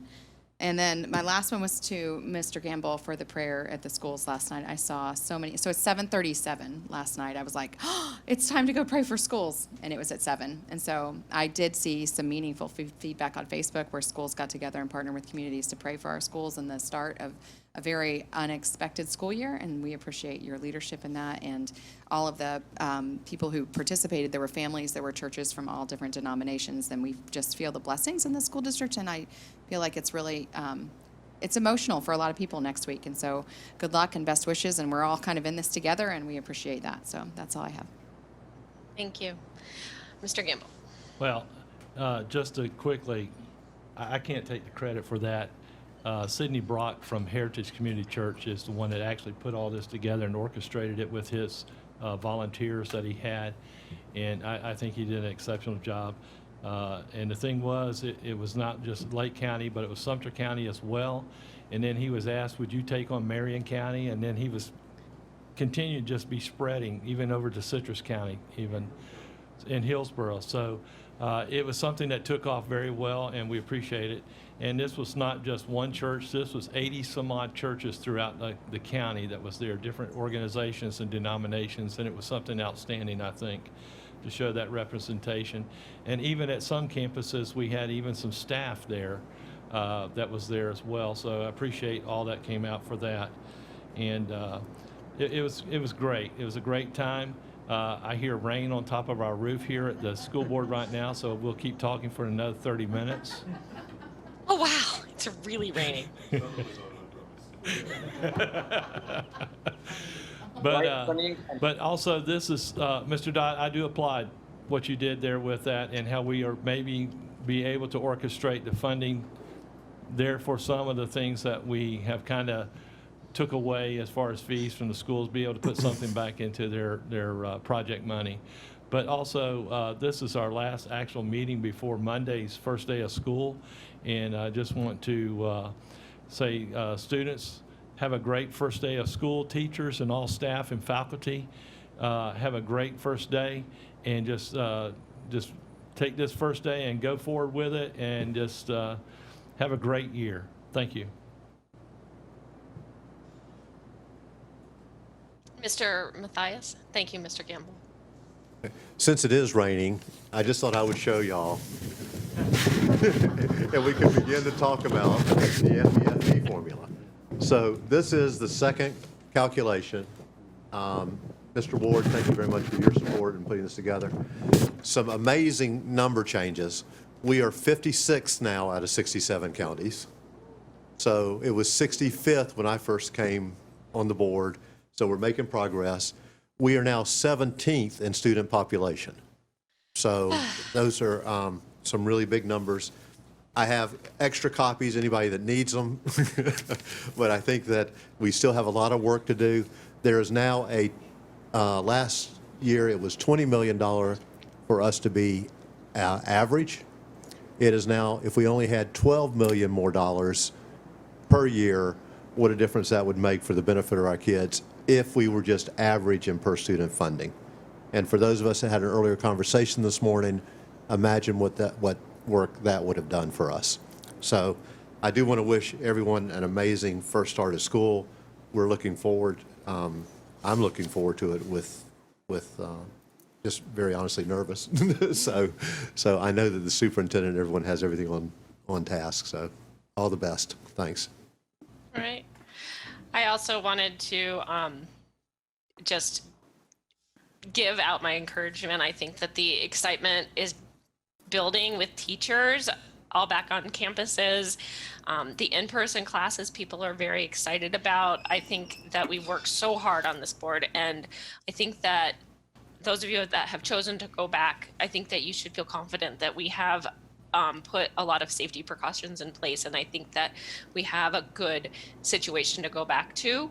And I'm really looking forward to seeing how Lake Live plays out with my own children this year. I'm really curious at the creativity that our teachers will have, so I'm excited to start also.